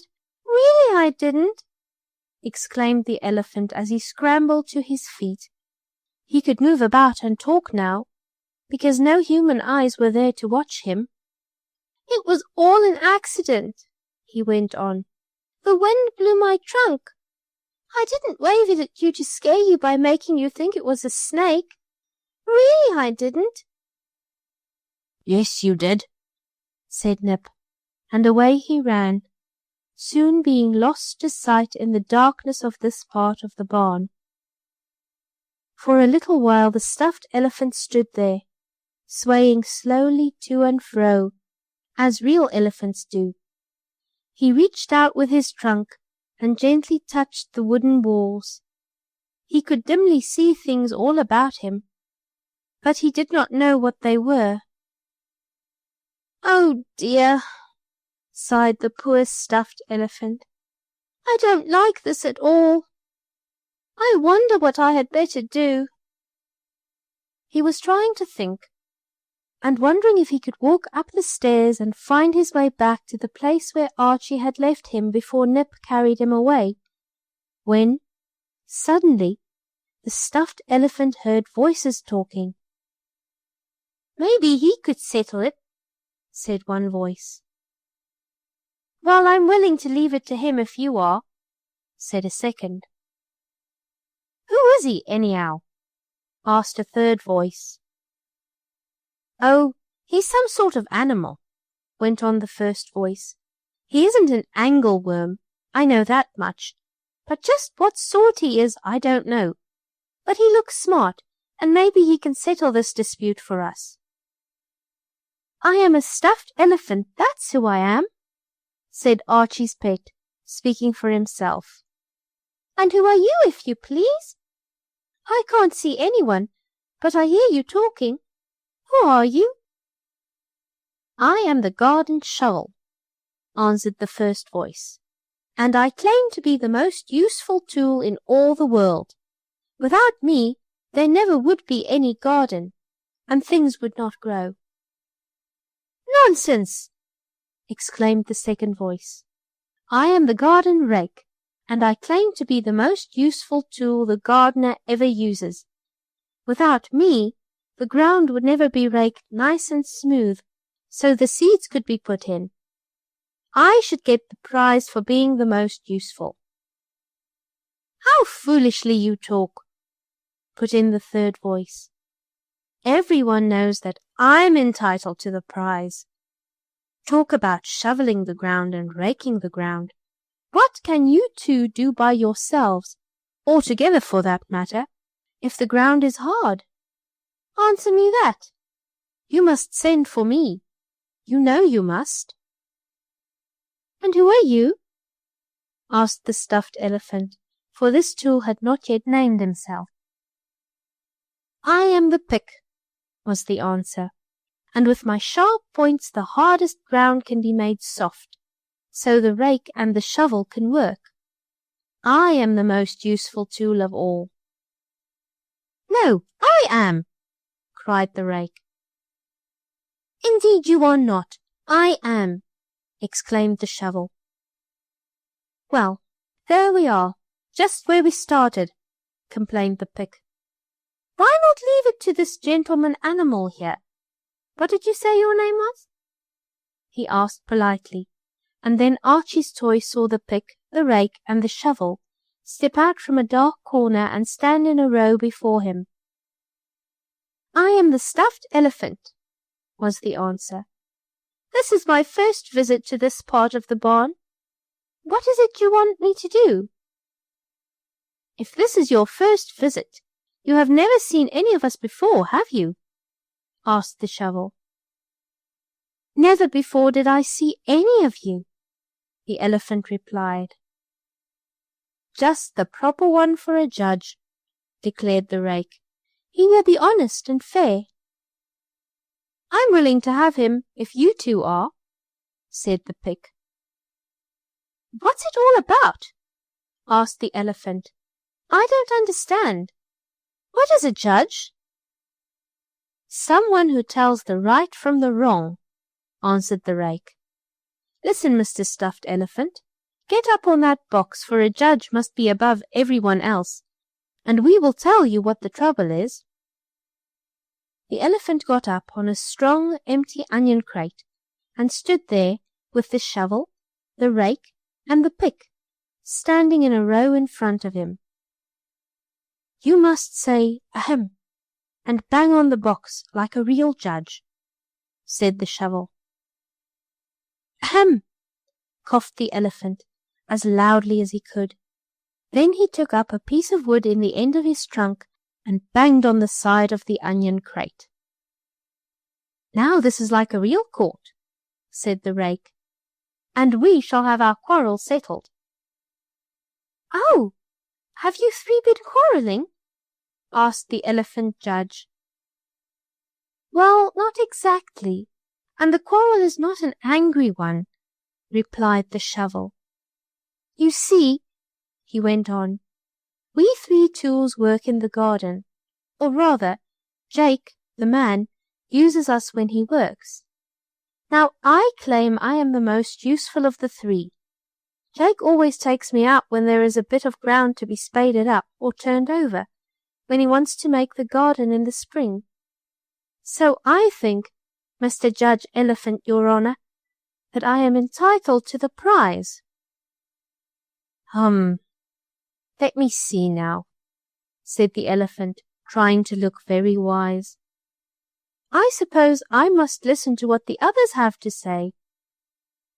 Oh, yes, indeed, exclaimed the rake. We must each state our case as in a real court, and then you shall decide who is right. Now, for myself— oh, by the way, had you quite finished? He asked of the shovel politely. Yes, was the answer. I think I said enough to have the elephant judge give me the prize. Go on, Mr. Rake. Well, said the rake, smiling a little to show his teeth, I claim to be more useful than the shovel. It is true, Jake uses him to turn the ground over, but before the ground can be turned, Jake uses me to take away the dead leaves and sticks that are not wanted. And even after the shovel is used to turn the ground over, no seeds can be planted, and the garden cannot really be made until I am used again to smooth things over. So I claim to be the most useful tool.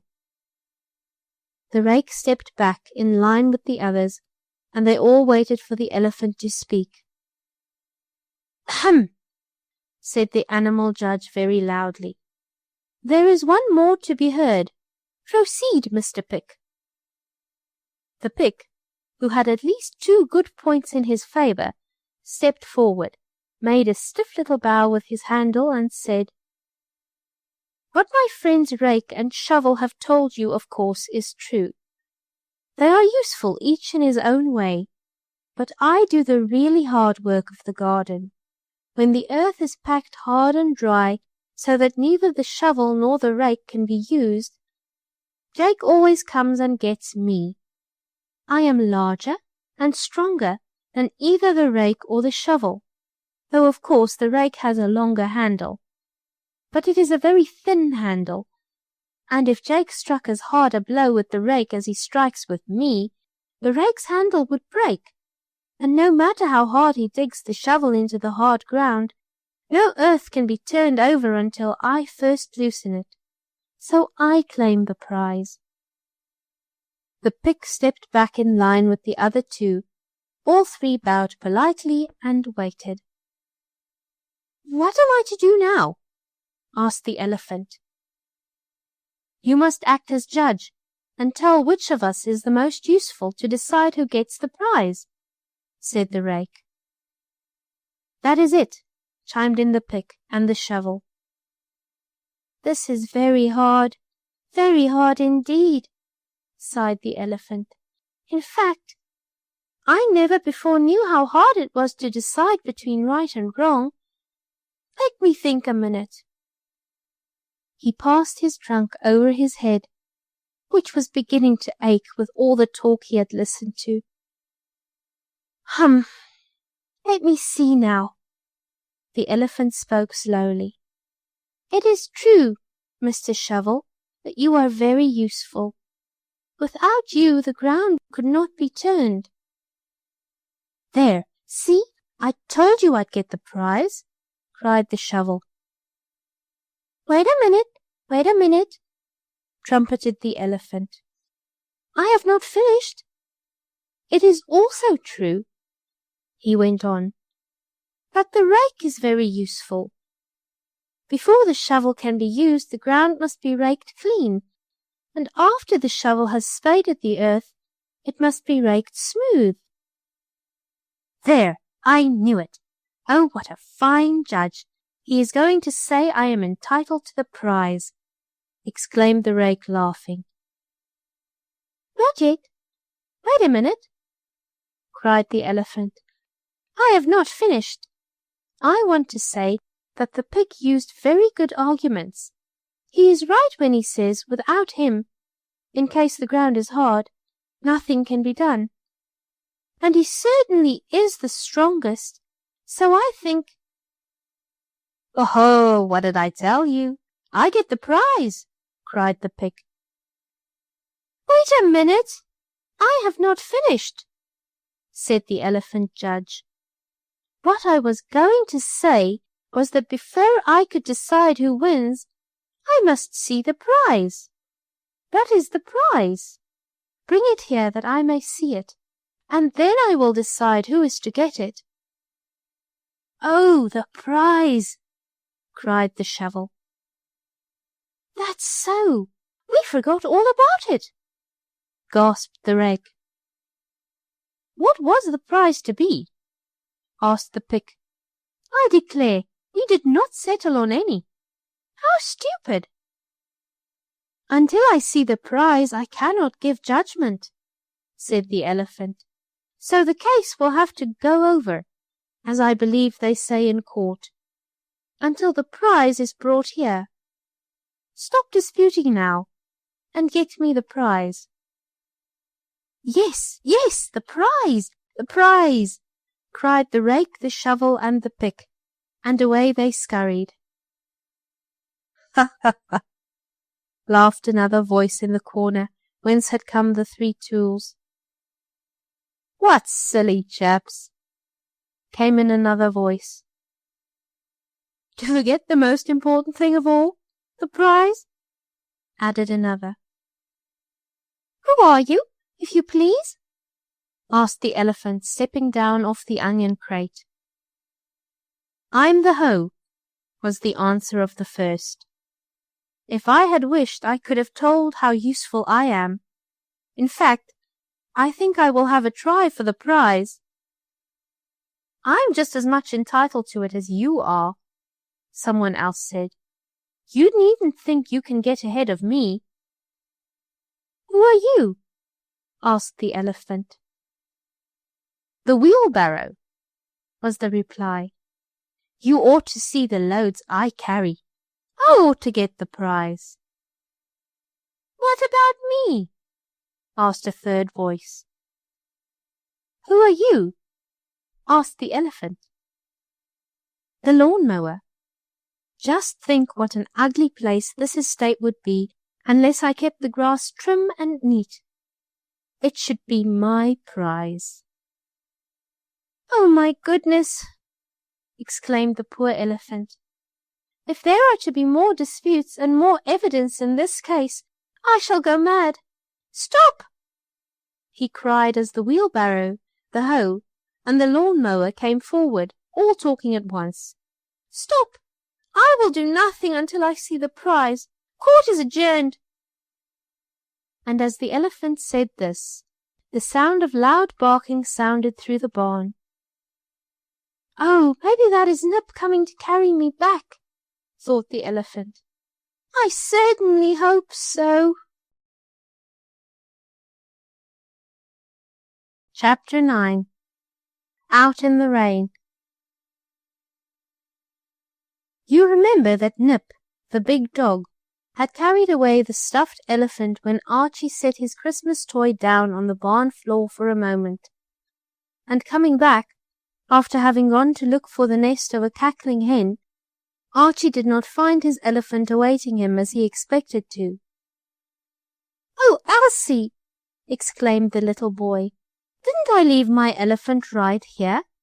And he pointed to the place where he had set it. "Why, yes, I think you did," Elsie answered. "I saw you put it there. I was going to leave my doll there too, but she isn't feeling very well and has a little cold, so I carried her in my arms. I have her here now," she added as she held up her Christmas toy. "Well, my elephant is gone!" exclaimed Archie. "And I know I left it here. Yes, you can see where his feet stood," he added as he pointed to some marks in the dust on the barn floor. Elsie, holding her doll, stooped down beside her brother and looked at the dust. "There are lots of marks," said the little girl. "Your elephant must have been walking around." "Oh, Archie!" she cried with shining eyes. "Maybe he came to life and walked away." "Nope, he couldn't do that," Archie said. Of course, he knew nothing of what the toys did after dark, how they made believe come to life, talked, and had fun among themselves. "But now I know what has happened," Archie exclaimed. "I can tell by the marks in the dust." "What did happen?" asked Elsie. "Nip has been here," went on the little boy. "I can tell his paw marks in the dust. It wasn't my elephant walking around, it was Nip, and Nip has carried off my elephant." "Oh, just as he did once with my old rag doll," cried Elsie. "That's it," her brother said. "Nip has carried away my elephant. Come here, Nip. Who are you?" called Archie. Now Nip was always ready to come when Archie called, for he and the little boy had many good times together, romping and playing tag in the yard. So, when he heard his name called, Nip came running into the barn to where Elsie and Archie were standing. "Nip," sternly said Archie as he shook his finger at his big dog, "did you take my elephant? Did you carry him away?" Now Nip understood a great deal that was said to him. He knew when he was being scolded for having done wrong, and he knew he was being scolded now. He also knew that he had taken away the elephant. So when Archie talked this way, Nip hung his head and put his tail between his legs. "Nip," went on Archie, "where is my stuffed elephant? Go get it. Bring back my elephant. Go on, Nip." Nip gave a little bark. He sprang up, barked again, louder than before, and off he ran to a dim and distant part of the barn. "Is he going after your elephant?" asked Elsie. "I hope so," her brother answered. "We'll follow him and see where he goes." But Nip ran too fast for the children to follow. Down the stairs into the dark corner of that part of the barn where the garden tools were kept ran Nip. He knew he had been found out, and that he must bring back Archie's elephant. So just as the shovel, the rake, and the pick had hurried away to look for the prize, and while the wheelbarrow, the hoe, and the lawn-mower were fussing to see why they couldn't have a chance to win, Nip pounced down on the elephant, lifted him up, and started back with him to Archie. "Oh, I'm so glad you came to get me," said the elephant. "I was just going to try to find my way back myself, for I have had a most dreadful time trying to settle a dispute among the garden tools. Oh, I never should like to be a judge." Nip did not answer, because he had the stuffed elephant in his mouth. "I hope we are going to be friends, Mr. Nip," went on the elephant. "Please don't carry me away again." Nip wanted to say that he would not, for he felt sorry because of the trick he had played. But just then Elsie and Archie came running up, and the dog could not talk, nor could the elephant pretend to be alive, for the eyes of the children were upon them.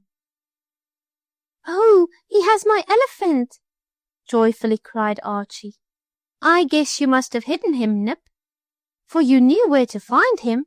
Bring my elephant here." Nip put the elephant down on the barn floor at Archie's feet, and then the dog wagged his tail. "He's asking you to forgive him," said Elsie. "And I will," promised Archie. "But don't do it again," he added, shaking his finger at Nip. Barked the dog, and perhaps that meant he would not. "Oh, I'm so glad to have my elephant back," said Archie, as he began playing with his toy. "And I'm glad to be back," thought the elephant. "That judge business was a great trial." Through the spring and into the summer, Archie had fun with his Christmas elephant. Then one day, something very exciting happened. Archie was playing out in the backyard, near a little brook with his elephant, when along the front road came a hand organ man and a monkey. Archie and his sister ran to hear the music and see the monkey, and Archie left his elephant in the grass. Soon after this it began to rain very hard, and the children hurried into the house.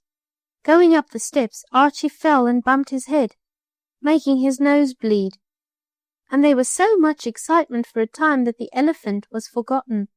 He was left out in the storm, and the rain came down harder and harder, making little puddles and tiny brooks in the yard, brooks that flowed into the large one. "Oh, this is dreadful," thought the poor elephant, as the rain pelted down on him. "Of course, if I was real, I wouldn't mind the rain, for real elephants like water, but I'm getting soaking wet. It's beginning to come through my stuffing. I'm feeling like a sponge. Oh, why doesn't Archie come and get me? Or at least give me an umbrella. I think I'll try to walk under a toadstool to keep out of the wet. If I can only find one large enough. As no one was watching him, the elephant had a chance to move about and make believe come to life. But he had waited too long. The rain had soaked into his cotton stuffing, making him so heavy that now he could not move. Oh, what is going to happen? He thought. He tried to lift first one leg, then another, but it was hard work. The water was beginning to rise about him. His feet were in mud puddles. He struggled hard to pull them out, and then, all at once, he lurched to one side and fell over flat, right into a pool of water. Chapter 10. A Voyage Home. Down pelted more and more rain, harder and harder, until the backyard where Archie had been playing with the stuffed elephant was almost a little lake of water. The puddle rose higher and higher around the stuffed elephant as he lay on his side, unable to move because he was so soaked with water, like a sponge. Inside the house where Archie lived there was trouble, because the little boy was hurt worse in his fall than was at first supposed. They had to send for the doctor, and of course no one thought of the poor elephant. "I'm glad I'm not out in this rain with my doll," said Elsie, as she sat at the window after the doctor had gone. "Yes, it is a regular flood," said Mother, sadly thinking of her little boy. And still no one thought of the elephant out in all the storm. If Elsie remembered anything at all, she probably thought that Archie had brought his elephant into the house. As for Archie, the doctor had given him something to make him sleep, and the little boy was too ill even to dream of his Christmas toy. As for the elephant, well, he was in a sad state. The wet cotton stuffing inside him was cold and clammy. His trunk was like a wet piece of paper, and he feared his wooden tusks would come out if the glue that held them in got too much soaked. "Oh dear, what am I to do?" thought the poor toy. Now it happened that Jeff, the colored boy who had once taken the china cat from Mr. Mugg's store after a fire, lived not far from Archie's home. Jeff and his folks had moved to the country from the city, and about this time Jeff's mother sent him to the store. "Has I done got to go in all this rain?" asked the little colored boy. "You sure has, honey," replied his mother.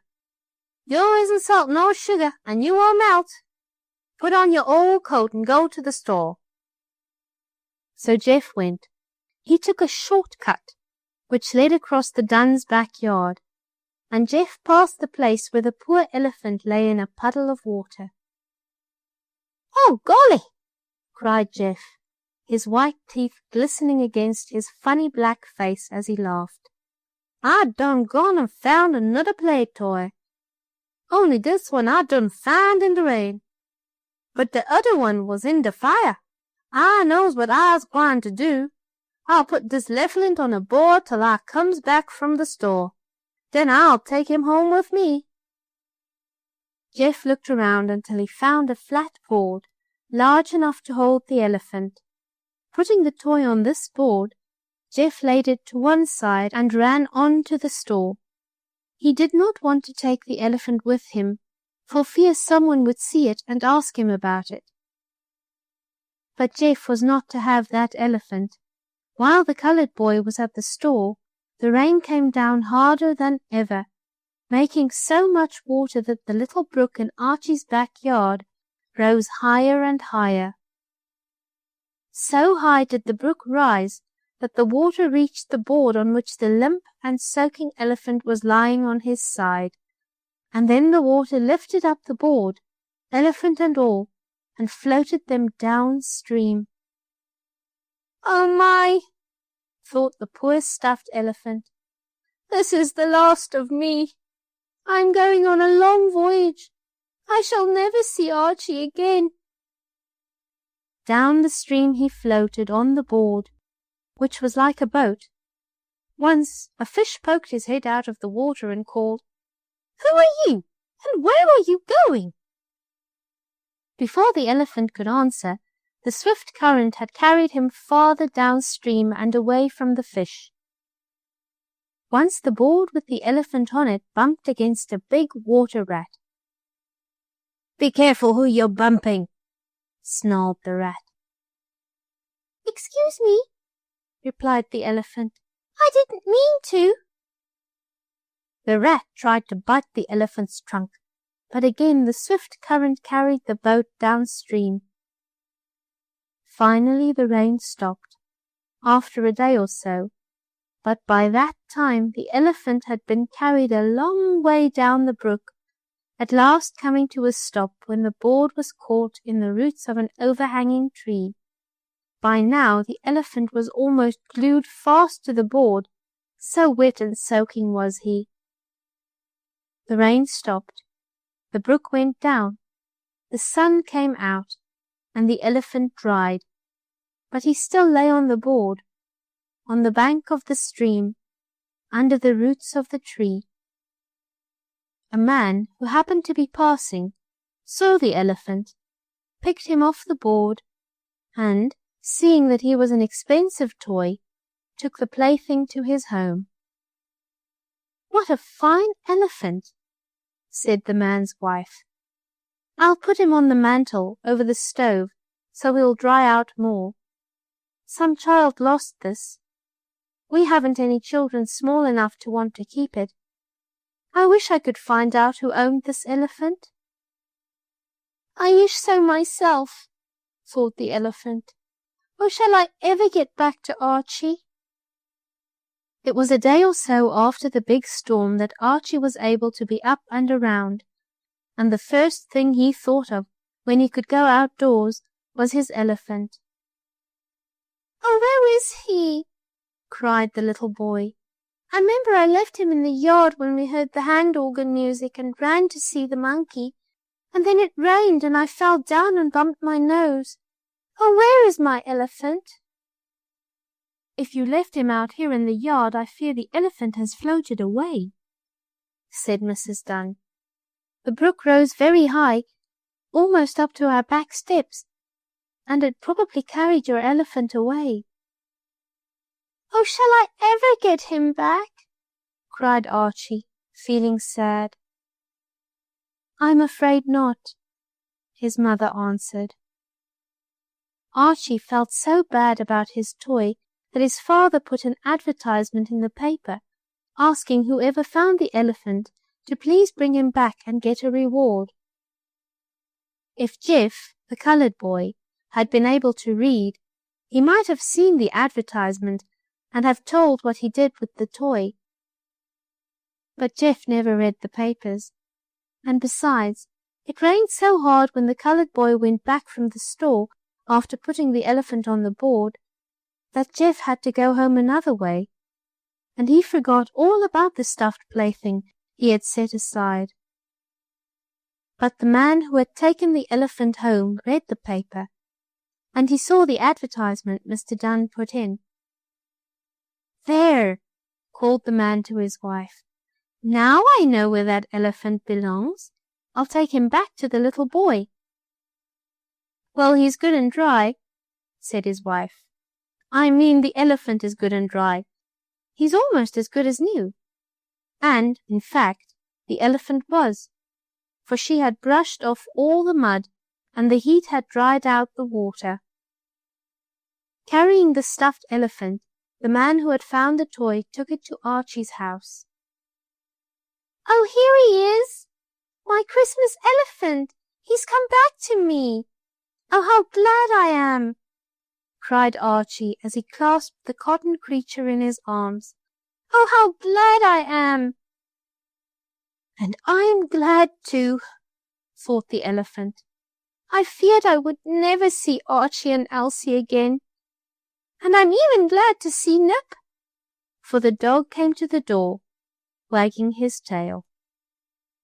And so, after several adventures, the stuffed elephant was back home again. But many more things happened to him, though I have no room for them in this book. The elephant even acted again as judge in the dispute of the rake, the shovel, and the pick. But who won the prize I cannot tell. I think each should have had a prize, don't you? Once again there was happiness in the Dunn house, for the lost elephant was back, and Elsie gave her brother a pink ribbon to tie on his toy's neck. "It may look pretty, but it tickles me," thought the elephant, as Archie pulled him about. End of The Story of a Stuffed Elephant by Laura Lee Hope.